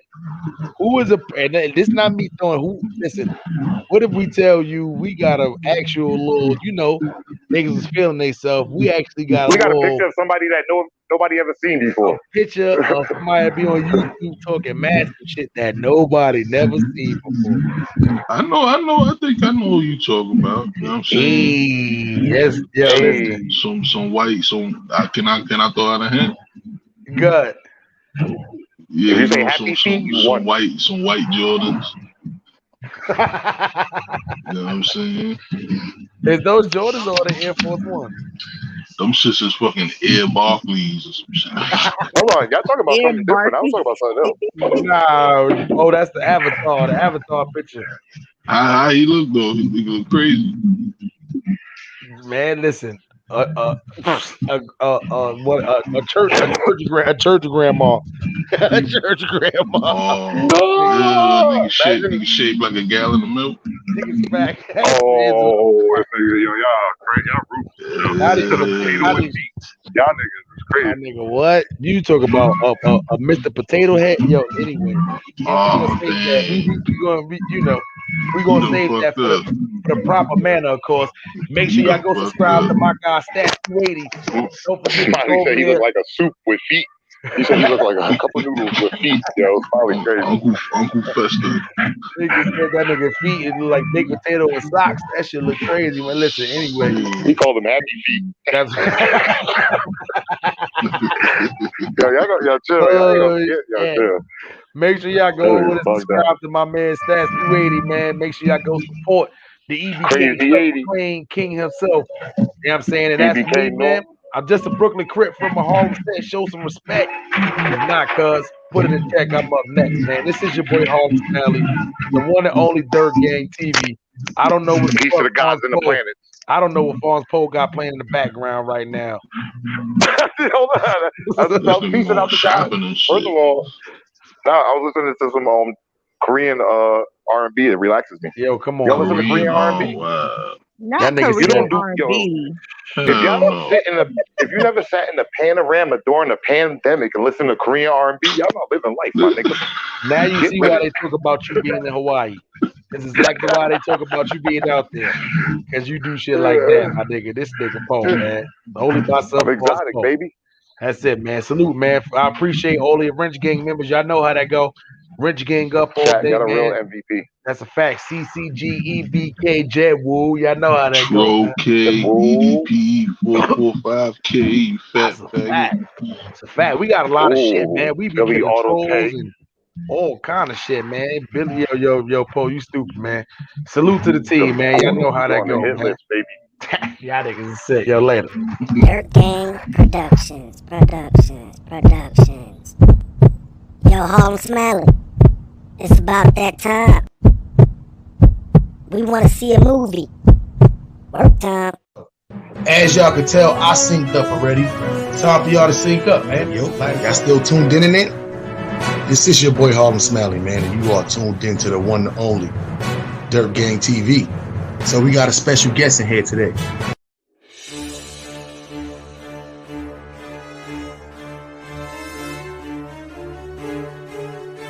Yo. Y'all still tuned in there? Needs audio right, man. The helping divisions, which we like to call that over here. Times. Does the Lord really use you to help other people get out of certain situations?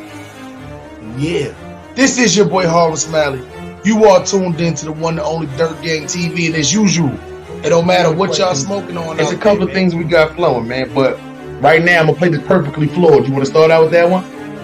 So it was cool though. It was a cool experience. It was just too far. Like it just that shit's far. I'm just a Brooklyn Crip from a Harlem set. Show some respect, and not cuz put it in check. Yeah, man, like I'm a whole different. I'm one of those. Yeah, man. Whether it's an indica, a sativa, a hybrid, that Reggie Miller, the Reginald Jennings, the helping the. We gonna get all 3 tracks off you send me, but you want to start off with that one? You know we don't smoke that shit over. Please, y'all gonna burn your throat. The man ain't even been out of jail, but you know we gonna get into. Yeah, it's coming for today. So I felt like today, it was only right that we started out with a little battle rap talk, man. Cause I know y'all done seen it, man. You know, to the all podcast. Why he getting so deep? But we will see. And I still see y'all in there. Monday morning, get up. You can't get this money when you in there sleep on the couch. Let's go, man. Dirt Gang TV, the one and only, man. Let's get that. You want me to start out with the call them out? Yeah, I think call them out would be cool. Yeah. Call them out, start out with? All right. Yeah. Gotta take out the weapons, the job opportunities a little bit more. Yeah, that's facts. You know what it is. Before we get into it, you know I be tell these girls too, man. This is a girl I work with too. She keep all her boyfriends keep breaking up with her because she's too aggressive. And I be trying to smoke it, man, especially the Fonto with the raw paper, of course, or the Bob Marley paper, man. But if you add the graphic.